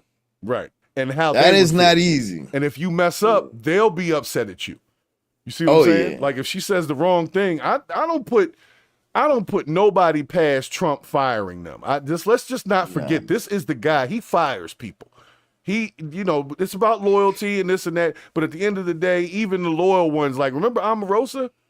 Man, he fired the shit out of Omarosa. And he liked Omarosa. Like he genuinely liked her. But it didn't matter when it came time to perform and she didn't perform, she had to go. And that's what I think will happen with any of these nominees. If they slide to the wrong side and start doing some goofy shit, they got to go. And I don't think he's going to have a problem with that. Now, like I said, this Elon Musk thing, they're after Elon. And I'm sure Trump is appreciative of that because now Elon's taking some of the shots and some of the attention off of just Trump. It's more on Elon now than Donald Trump. And while Elon's pissing them off on one side, Trump is doing something totally different on the other side and signing executive orders to get rid of paper straws. So for those that didn't know, they don't tell us about the good stuff. The stuff we can all agree on, Let's talk about the stuff we can all agree on. Well, I got to bring it to our top story because I do need to get up out of here. And I know we've been a little glitchy today, and it is what it is. That's how the algorithm's been treating us lately. So make sure that you like and subscribe to this channel. We get throttled all the time. Recently, because of the USAID video that I had done, we got hit for a conspiracy theory video. But this was all research just in real time. It was crazy. I'm like, well, they could just look at what I was doing. I wasn't coming up with none of it. I was being shown it. So I think they released it, though. I think they're going to release that one. But, yeah, they've been hitting us pretty hard lately. As soon as we start talking about this politics stuff, if you talk bad about Donald Trump, then you do okay there. If you're kind of in the middle, they don't really like to push it. And if you start talking about something that the government did, like behind closed doors or funded a foreign entity or something like that, that's where they shut that down. So I'm going to tell you right now. I'd like to speak to James. I hope I pronounce this right. Bauman. Because he says, what's killing me is that these people believe Elon is taking information and show no outrage that money is being stolen. Who is stealing money? Well, did you see the USAID video? No. I couldn't watch it because remember on your side it's glitchy. I don't see that. Oh, okay. Well, there was a second, like I said, I broke it down into one segment, but if you look into it, if you listen to what the Congress folks are saying, there is money that was going to places that don't exist. Shell companies, all types of stuff. And I looked it up myself. I'm looking at companies that don't have websites, don't have addresses, and the federal government's giving them $1 billion. So yeah, they need to look into that shit. So that's all I'm saying. I'm not saying no. I don't disagree. Yeah, they need to look into that. That's. But what I will say is this. I have noticed a surge of people that are really upset, just like this gentleman right here, about money going into these places and, like you said, being stolen and all of that. But I'm like, are they going to find all of this money and give it to us? There has been some talk about that. Well, what are they saying? Because I haven't heard it. Well, it's not policy yet. But what the discussion is that Elon Musk is supposed to help cut all this stuff this year, right? And because of that, Trump will issue the biggest tax return ever to the American people in the following year. I heard the White House press secretary lady mention that too. So there is some talk about sort of a kickback after all of this is starting to settle. So we'll see if that becomes true or not. Could just be saying it to make people feel good, but there has been talk about it. So I'll give him that. At least well, if he gets rid of the IRS, who's going to do it? Well, the IRS is going to be automated. It'll still exist. Okay. All of that stuff, because they still need internal revenue. They still need that. But they're looking to start the ERS, which is the External Revenue Service, where they go get the money that other people owe them and start putting that back into the economy as well. So, like I said, if these things turn out to be true, I can't be upset with those things. It's if he's using these things to twist it up, turn it into some weird thing where all of a sudden AI takes over everything and robots are police officers and, some real iRobot type shit. I don't really want to do all that. I don't really feel like we need to be focused on going to Mars and all that kind of stuff. And if you let Elon just keep running, that's where he's going to run to. He's going to run to Mars. So I think to some degree, yes, they do need to say, all right, Elon, let's calm down a little bit. But these guys are in there doing jobs. They're finding what they say are millions and billions of dollars of wasted spending. And if people want to prove that the spending's not wasted, let's bring it into Congress and talk about it like they're trying to do. But all the Democrats are not going to Congress to talk about it. They're just going to these buildings, like they went to the USAID building, they went to the Department of Education, they were standing in front of, I forgot where they were at, was it the Lincoln Memorial a while ago? They just keep going and standing places. But really, I need them in Congress to talk about it so that somewhere along the lines we can get the shit figured out. Because if not, what are we really doing here? Like, what are we really doing here? And I don't know, man. I don't know. But this last story, I got to get to it because I do have to get out of here. Spend a little time with the wife today and hang out with her. And for those that don't know, this world is definitely different now when CNN can do a story about a guy named Big Balls. Okay? It is a sign of the times when CNN can do a story Breaking news, about Musk big balls. dismantling the government. Exclusive breaking details out front tonight about the young men Elon Musk is sending in as his lieutenants. The editor at Wired, who broke the details about who they are, what they're doing, is out front in just a moment. Because it comes as the world's richest man now see here. has unprecedented power. And then froze again. And access Shit. to critical government operations. Breaking news, Musk among them. dismantling There the we go. government. Exclusive breaking details out front tonight about the young men Elon Musk is sending in as his lieutenants. All right, I'm going to fast forward a little bit. Certainly for an unelected official and for an unconfirmed official. I mean, we are seeing example after example, hearing story after story from really agencies across Washington. But I was there in the Oval Office this afternoon asking the president questions, and I was struck by this answer. We asked the president, is there anything that you would not allow? And he said, if there was something that didn't have my okay, I'd let you know about that really fast. What would that possibly be? I mean, no examples really come to mind of what the president would not allow Elon Musk to do. Also, what about all the government contracts he has? Would there be a conflict of interest? And the president said, oh, sure, if there is a conflict of interest, he would stop that. But again, there's no one policing any of this. So the bottom line here is Elon Musk is really spreading his wings throughout this federal government, largely with the help of just a handful of employees. Some may not even be employed.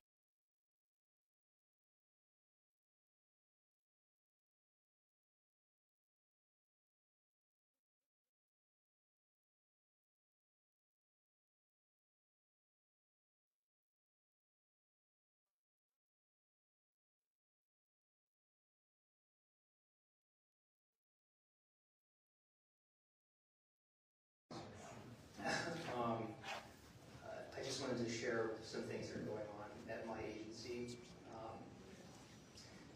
In the last week, we had Elon Musk in our building, and after he visited the building, called for a 50% cut of the entire agency.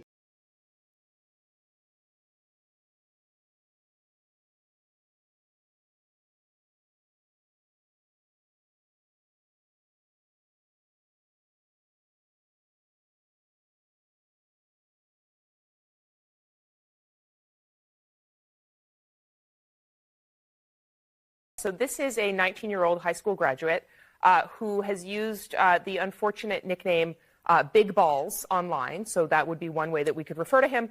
He is now working at Musk's behest inside DOGE. And we looked into his background. And so we found, several notable things, Aaron, one of which is that this individual has founded multiple companies, including one with another unfortunate name, Tesla.Sexy LLC.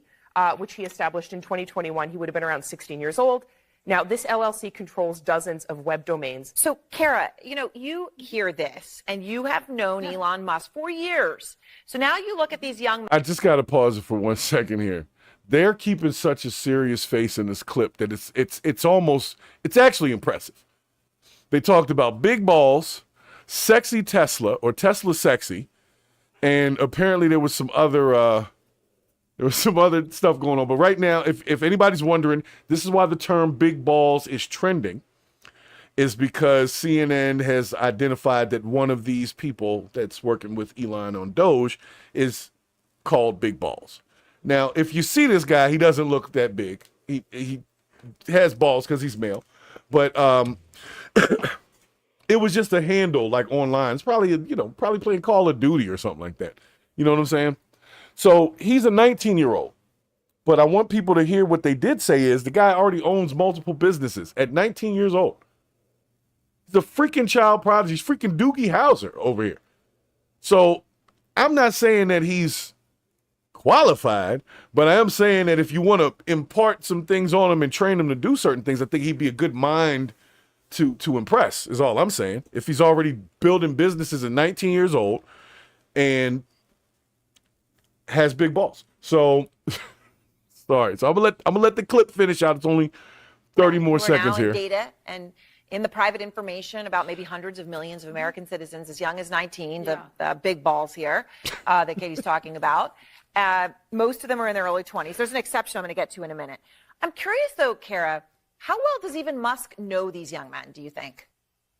I have no idea. I think there is no vetting whatsoever, as you can see, that's taken place. It took Katie and the really great team. Wired has done an astonishing job here. I could make a joke that's probably why he was hired for all this ridiculous nonsense and other nefarious things. But, there's an expression in technology that's it's a feature, not a bug. All right. So for those, because I can't bring the chat up right now. That's something I had to eliminate. But I'm hoping that people heard why, because the question was, why is Big Balls trending online right now? So this is the answer, is because Big Balls is one of the DOGE guys that is helping to slash federal funding. Of course, the internet went crazy on that because they're let me see here. I saw this other thing where they had a list of some other ones, but it may have been parody. I'm not sure. But as you can see, to the folks there, you can see you can see that they basically, I feel like they trolled mainstream media. That's kind of how I feel. So that they would have to do a story about a guy named Big Balls. Now, Bricks, I'm gonna be honest with you. I would love to see I would love to see a child prodigy or children prodigies, if that's a term, be the ones that fix the government, because that's their government later. That's their future that they're looking at. So if they screw it up now, I don't disagree. I think it's amazing. I mean, I know people are a little leery about it, but that's because we're used to seeing old fuddy-duddies in government. But we've learned, an 80-year-old president. Right. That's what we're used to. We're not used to youth and like energy and progress. Exactly. And so unless that's a pretty liberal way of thinking, though, isn't it? It is. And there's nothing wrong with being, because common sense is winning the day right now. And common sense would say you get the smartest kids from the next generation already involved in understanding government budgeting and funding and stuff like that. They might be the catalyst to that golden era. That's all I'm saying. We're all talking about, they at least understand the technology. They understand the technology, and that's what they're using. So a lot of people don't know. It's not just these 4 or 5 guys, and they're going through 15,000 pages of freaking numbers. No, they're uploading it, and AI is doing the work and saying, hey, there's a discrepancy here. Hey, what's this? What's this about? Just like ChatGPT and all these other things will ask questions now. Their AI asks the questions. They ask the questions of other people, and then they're coming up with the stuff. And they're finding things that have been going on for 40 or 50 years, in some cases. You know what's crazy about that, though? You cannot pull up ChatGPT on a government computer. So I'm wondering how they're using software, what software they were given to do said things. Probably something like Grok or something that Elon's working with, most likely. So they got the green light. Yeah, they got the green light. And that's what I was telling you. But see, I'm not worried about Big Balls having my information. What I am worried about, though, is the maturity level. We didn't discuss that. Now, these kids may be very intelligent, but I would question one of them who uses the tag Big Balls. Like, come on, man. You're in the government building. What are you doing? Well, this wasn't recent. It was a few years ago. You know, like I said, it was probably a Call of Duty tag or something like that, and they found this out. Well, then this is ridiculous then. I don't even know why they're talking about because they don't want to talk about the damn shit, the money that they keep finding that nobody seems to want to answer for. I found companies that don't exist, yo. I found them. I'm just a regular citizen. Well, okay. Why are they not talking about it? Because to talk about it would be to expose it, and to expose it would be to expose themselves. The stuff was going on for years. That's what I was saying in the last episode was when you trace it back, it started in the 70s. So these companies have been doing this for quite some time. That means a lot of administrations came through, a lot of senators came through, a lot of Congress people, House, whatever, have all walked right past this. So that means everybody for the last 20, 30 years was not paying attention and not doing their job. That's how I feel. And that's why I don't think they want to dig into it. Because it's going to uncover that people knew about this shit for years. That's why. Do you think they knew about it? I'm 100% sure they knew about it. I'm 100% sure Hillary Clinton knew about it. I know Hillary Clinton knew about it. If nobody else, Hillary Clinton knew. hear me out, and I'm gonna tell you why I say that. I've said many times, okay, what is happening is following Project 2025 to a T. And you can see, because I think it's like 32 items, and it is. But the problem with people who want to argue what I'm saying is they haven't read it. Because it's 900 pages? Yeah. So I think that, what's his name, Ross Vaught, is a genius. And I'm going to tell you why. Because he knew if he put 900 pages in that damn book, nobody was going to read it. And so I say that to say this. If these young men just came into this office, right, and they're finding all of these things through AI, if humans were in there coming into these offices and not really paying attention, but not having AI, they probably didn't even know what was going on. There are people who put them into play that knew. Right.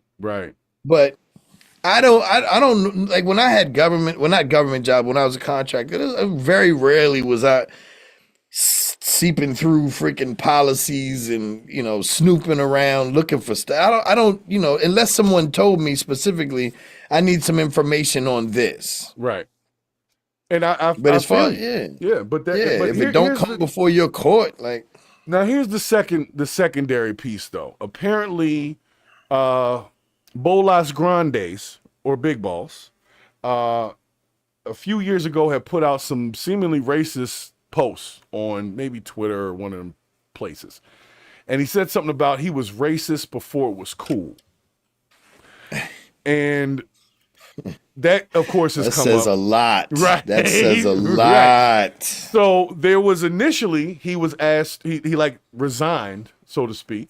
But then J.D. Vance, the vice president, and now Elon Musk have brought him back because they don't think that a social media post from years ago should keep this smart kid from doing the things that he can do for the American people. That's what they said. Just seeing, I don't know how you feel about that, but he definitely said the one thing about he was racist before it was cool, and he's not into interracial relationships. So, I mean, it's not Black against people, the law. How do y'all feel about that? That's what I'd like to know. It's okay. Well, here's the thing. And, I was about to say what you were just going to say. You know why a lot of black people say it's okay? Because when he was talking that shit, he was talking about Indian people. He wasn't talking about black people specifically. In those comments, he was referring to something that had to do with Indian people. And I believe that he was also referring to J.D. Vance at one point because J.D. Vance has an Indian wife. So for J.D. Vance, who has an Indian wife, to say, nah, let's not hold that against this kid, that to me was like, well, if he's not pissed off, what am I pissed off about? I see why you said that, but clearly J.D. Vance is a yes man. I'm just being honest with you. True. Because he had nothing nice to say about Donald Trump a couple years ago. Also now he's true. with it. Yeah. Now he's doing it. He's just shucking and jiving and moving his feet to the beat. And to that point, he would definitely be understanding of saying something before and then deviating from it later. Oh, yeah. I guess the question is, to Big Balls, do you still feel like that? They haven't asked Big Balls anything. I need Big Balls on the podcast right now. You got some things to answer for, Mr. Balls. And that's crazy. That's nasty work. That is nasty work. But CNN has been focused on that for the last 24 hours. And today they're now talking about like Obama and bin Laden, that's not even current news. So something's up. CNN, I think MSNBC, a couple other folks, they had to vacate their offices at like the Pentagon and stuff like that. So mainstream media is taking a real ass kicking right now because of some of the stories they are deciding to cover. Like I wouldn't know about Big Balls as a name, right? They could have left that whole thing out. They could have just told me about the racist posts and we could have just stayed with that if you wanted people to be offended. But if you wanted me to be offended by Big Balls, I'm offended that you put big balls in my face. That's what I'm offended by. Are you sure, sir? I'm very sure. I do not like when people just randomly place big balls in my face. Okay, so they got to get an appointment like this. Right. And don't show up with 100 sets of big balls. Yeah. You're not gonna get in. How you gonna hate from outside of the club? You can't even get in. Can't even get in. So nonetheless, I want everybody to enjoy the satire, enjoy the fact that they're even trolling mainstream media by allowing people to be big balled and doxed, as they call it. You know what doxed is, I guess, when they put people's information out on the internet or some shit. And so now they know who these kids are. They know who these kids are. So I'll show you the kids, or I'll show the crowd the kids. The Doge kids, as it would be called. No, there's that guy.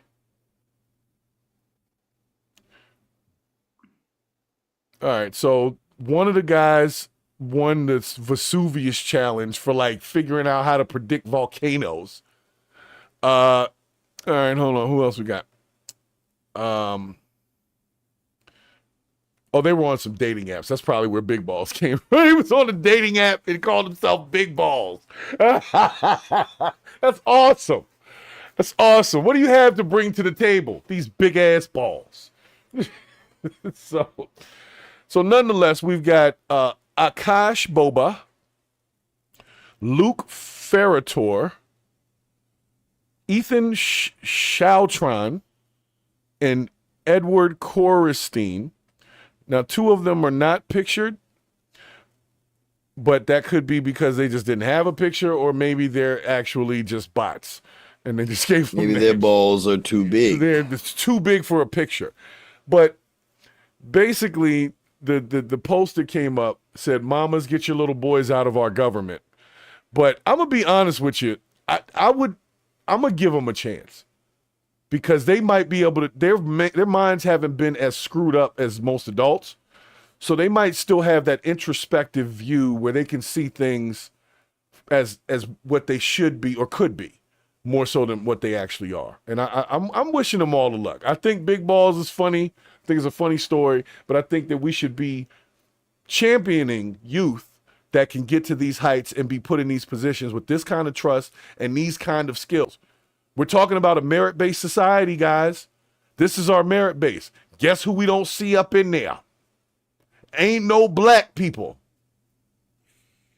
None. There's a brown one. That's Akash Boba. He's brown.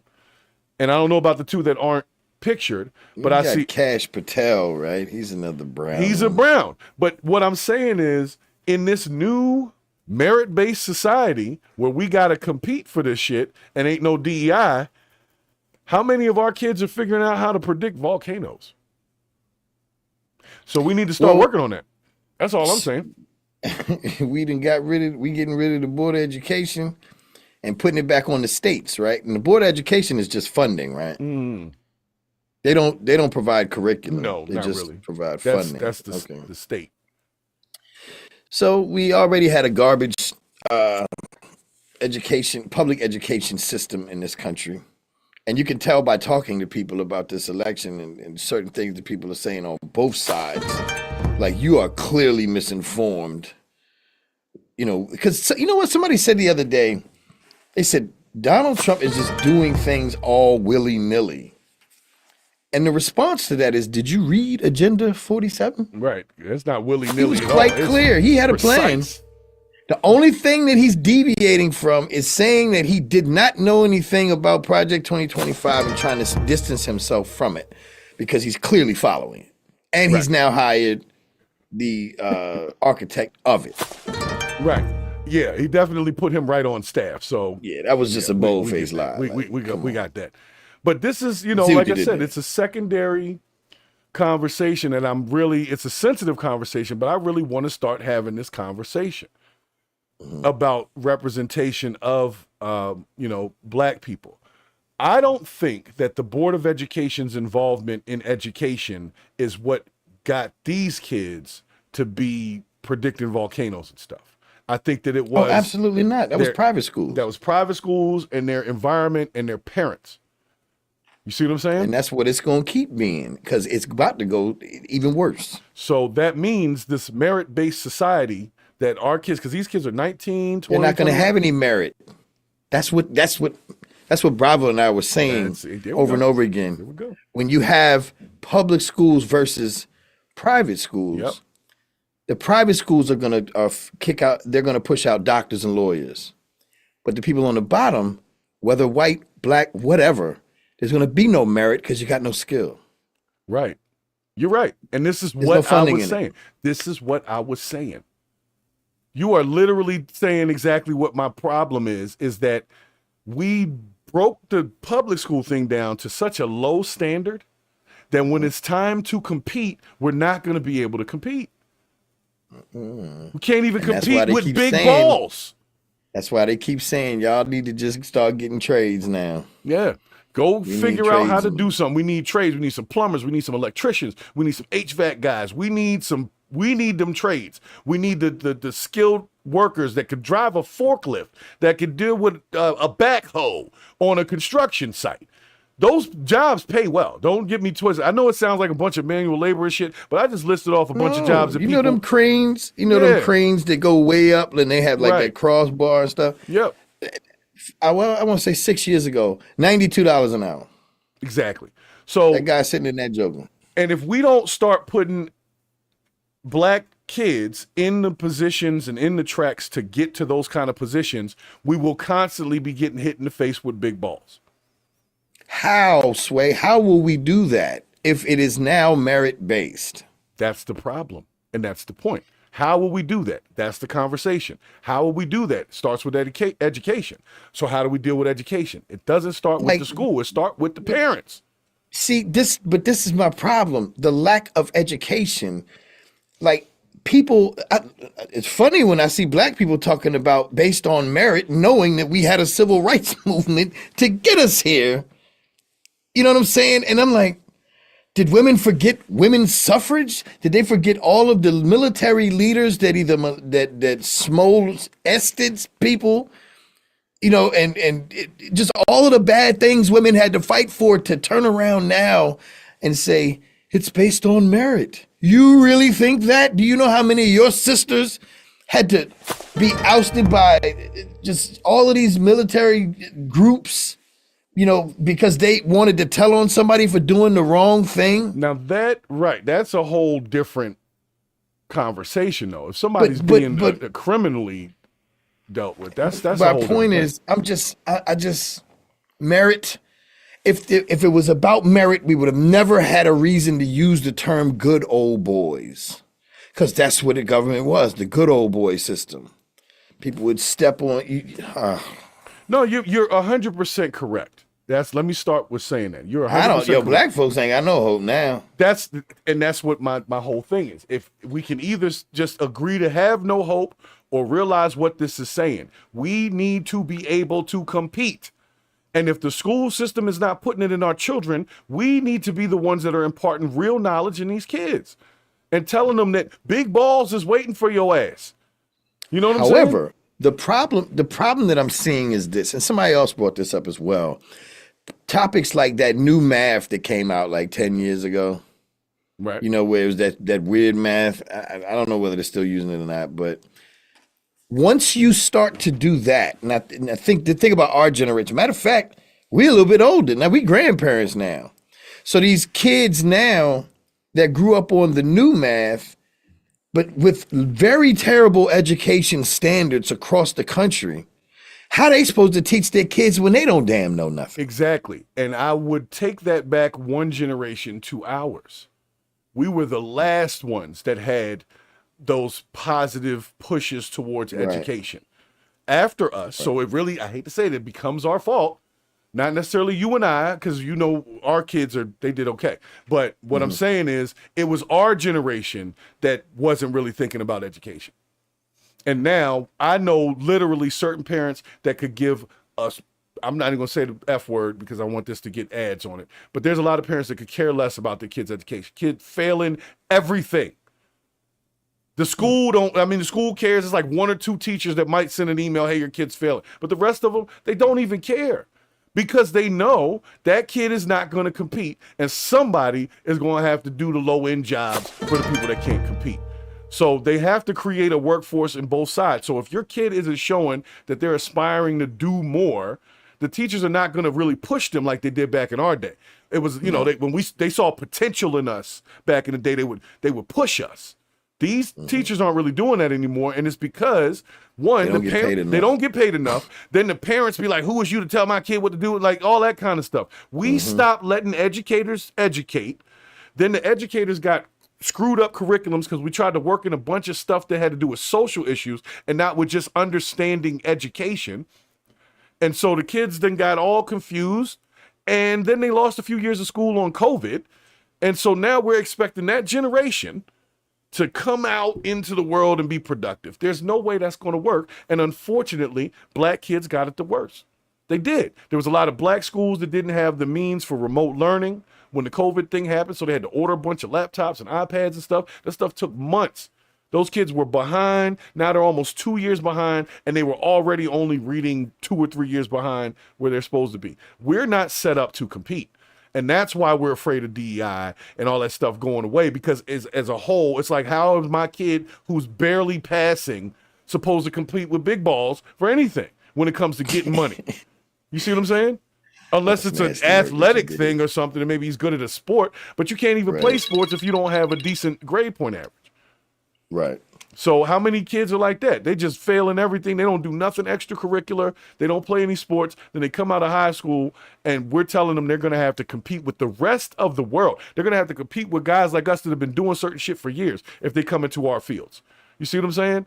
They're not ready. And if we don't have that conversation, 10, 15 years from now, we're going to be looking at a generation of, I hate to say it, but a generation of losers. And we're going to be mad at them. And it's going to be our fault because we saw it. These kids, these 19-year-old kids did not lie to end up under Elon Musk's thing and doing this stuff with Doge. They said that they weren't vetted and all that. You think Elon didn't vet these kids and make sure that they were geniuses before he even thought about putting them in there? He didn't do, this ain't DEI. And only 1 or 2 of these guys is white. We got a Chinese guy or an Asian guy, whatever. You know what I'm saying? We got a Indian dude in here. So this ain't DEI that did these hires. These are the best of that young group sitting there. And none of them are black because our kids are not competing like that for things like this. We're competing for, basketball trophies and who can rap the best and who can get the most chicks. And that's all we compete for at that age. Nobody's thinking about working for the government and making the USA better. We barely think about making our community better at that age. So I just think if we can't have that conversation about educating our kids and preparing them properly to go out into this merit-based world, as they want to call it, with the same idea that we had to work 10 times harder to get the same result. We knew that, Bricks. We were told that. So when we came out into the world, we were already ready to work 10 times harder, not 10 times less. And that's what the kids now have, is skirt on by. They can't even fail the kids no more. You can go to school, not do nothing, and you'll get a 50%. So that means if you get 66%, which is like a D, you did 16% of the work. So now 16% of the work is a D. You see how stupid that sounds? So I'm personally, like I said, I hope the best for these kids. I hope they have wonderful futures. I hope they're able to, have their dreams come true and that they don't do nothing bad to nobody. I wish the best for these kids. And I also wish that some of these kids were black, and not just because they're black, but because they were brilliant. And if we can't be brilliant, we cannot expect to be at the table having the conversation about fucking merit, because only the people with the merit can have the conversation. So that's why we're not even part of the convo no more. They're not thinking about us. None of that DEI shit was helping us anyway. Some of us just weren't out here to compete, and now we're worried about it. And I'm worried about it because I see a lot of kids that are under 18 right now, and I know what world they're about to go into. It's a world without any help. We at least had some stuff, minority scholarships, minority organizations, black student unions, things like that. We had a few things. All of that shit is gone. So if these kids aren't being prepared to compete by their parents, then it's a done deal. And I'm hoping that everybody who is watching understands this. I'm not on some anti-black anything. A lot of people be like, oh, you talk about black people. No, I'm talking about children. And unfortunately, a lot of them happen to be black. But it's not just a black problem. There's all types of kids failing. There's all types of kids getting locked up. There's all types of kids whose futures are basically shat upon because they haven't been given the right tools before they get out into the world. And this is where we are. So people were upset because there were no black kids on Elon Musk's D.O.G.E team. Instead of being upset that we didn't have enough prosperous, highly educated, genius level black kids that they would even be on the radar for Elon. These kids weren't picked out of high school. They already were working on projects for him, meaning they had already been hired. And he just said, hey, I got something else for you because I see how good you're doing over here. That's a tough one to swallow, man. It's tough for me to think that I'm going to fight for them to allow people to not compete. I want my kids to compete. You can ask my sons. I always told them we pursue excellence in all things. That means you are competing at all times. And you could ask them to this day, they never forgot that phrase because I constantly said it. Because I was trying to prepare them for a world that wasn't going to care about their daddy issues. That wasn't going to care if their moms was not there or their mother was an alcoholic or whatever. The world don't give a damn. They don't. They don't care about your lost brother that was caught in gun violence. And they don't care. What they care about is results and bottom line money. And if you're not adding to those results in that bottom line, they don't care about you. And so putting our kids in that position so that they can be selected for things like this, so that they can be part of the next wave of government, so they can be the orchestrators of this so-called golden era of government that's coming up. We want our kids to be there. But if you think a 1.0, which is a D average, will have you sitting in a room with big balls, you are sorely mistaken. And in my opinion, you don't even deserve to be there unless you've done the work. And that goes for my kids, everybody's kids. Do the work.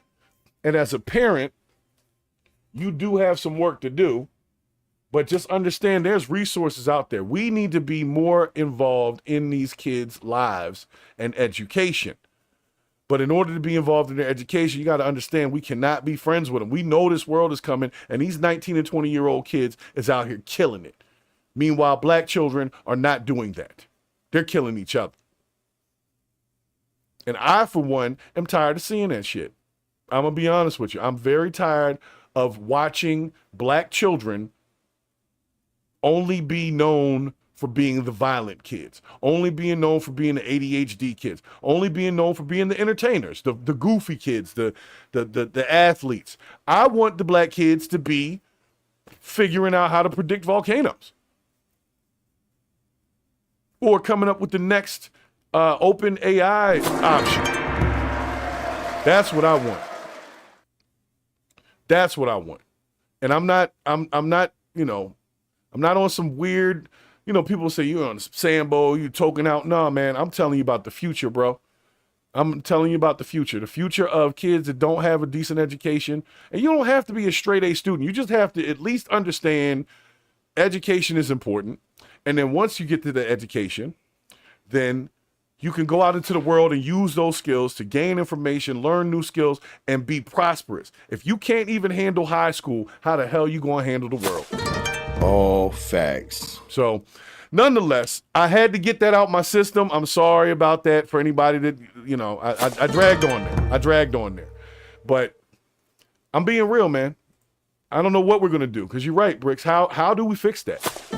How do we fix the fact that our kids are really not focused on, I'm sure these kids probably don't even have a lot of black friends unless they went to the private school with them, you know? Right. And that's not their fault. They're not surrounded by us because we're not making sure that we're in the right spots either. DEI is one thing, but a lot of us just ain't doing the work. We ain't doing the work. And the kids ain't doing the work. They're following us. We're not doing the work. They're not doing the work. Nobody's doing the work. And then, so I don't have no reason to be mad at these 19-year-olds with their funny Twitter handles or whatever the hell they got for doing something that honestly is amazing. And we should be giving them props for that. And then we can deal with Elon and his crazy ass later. But let's not be mad at these kids at all. Let's be, hey, kids, see what happens when you do right in school? You might end up running the damn government at 19 and 20 years old, or at least auditing the government at 19 and 20 years old. And I'm sure these kids, 30 years from now, these kids will be in history somewhere. These kids. So that's just, I want my kids to be in history. Black History Month should have something like that to look at, instead of just guys that got shot in the head 40 years ago. Well, saying. I mean, at the end of the day, people might not like how things are happening, but I don't think any of us can argue that the government needed a restart. And that's facts. That is 100% facts. And so that's why the right and the left need to come together in the middle so that we can start this thing together. Right now, they just fight. That you're saying that, because a lot of people are not saying that. We need conversations. We need to find common ground. Everybody does.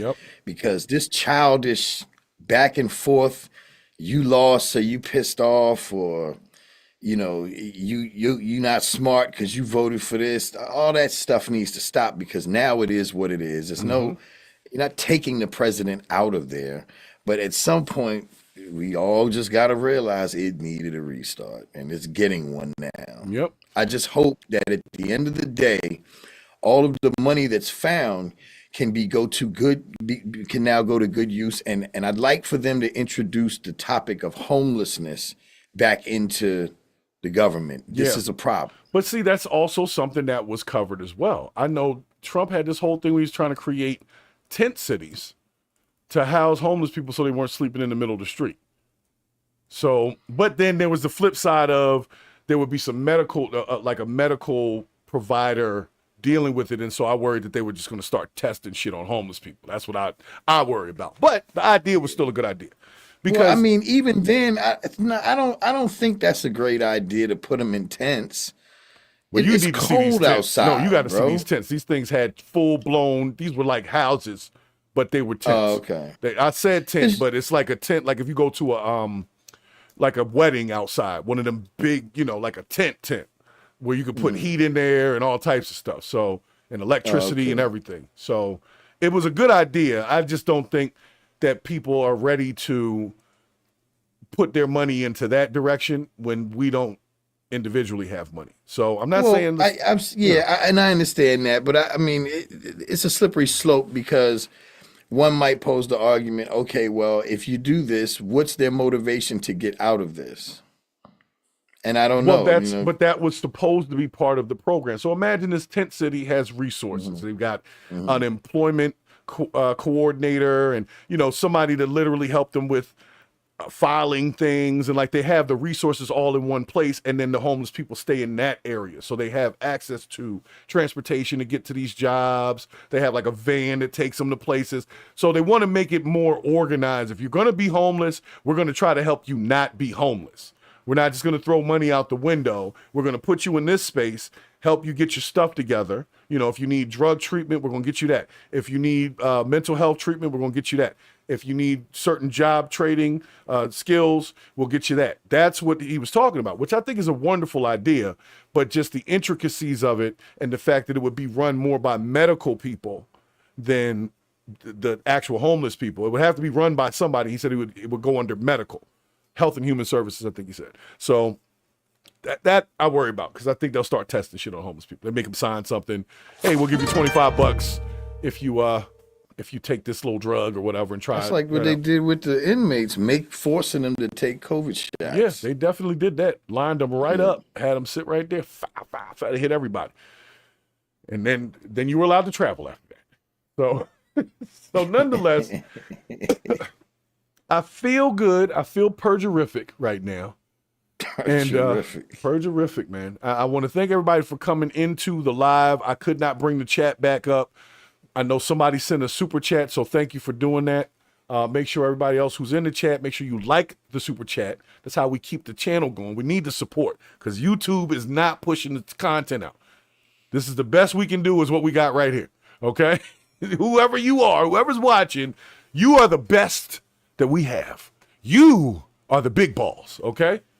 You're the big balls. So, Bricks, do you have anything to say before we allow people to get back to their wonderful day? Nah, I'm glad to be here. I feel like I got the purge too. So that's, you know what I'm saying? Good. That's good. That's what it's all about. And I'm hoping to see everybody tomorrow evening. Tomorrow's the night show, so it gets a little bit more raunchy on the night show because it's a night show. So we'll see what that turns into. Might get crazy, might not. But if you guys are paying attention to the news, pay attention to the kids, okay?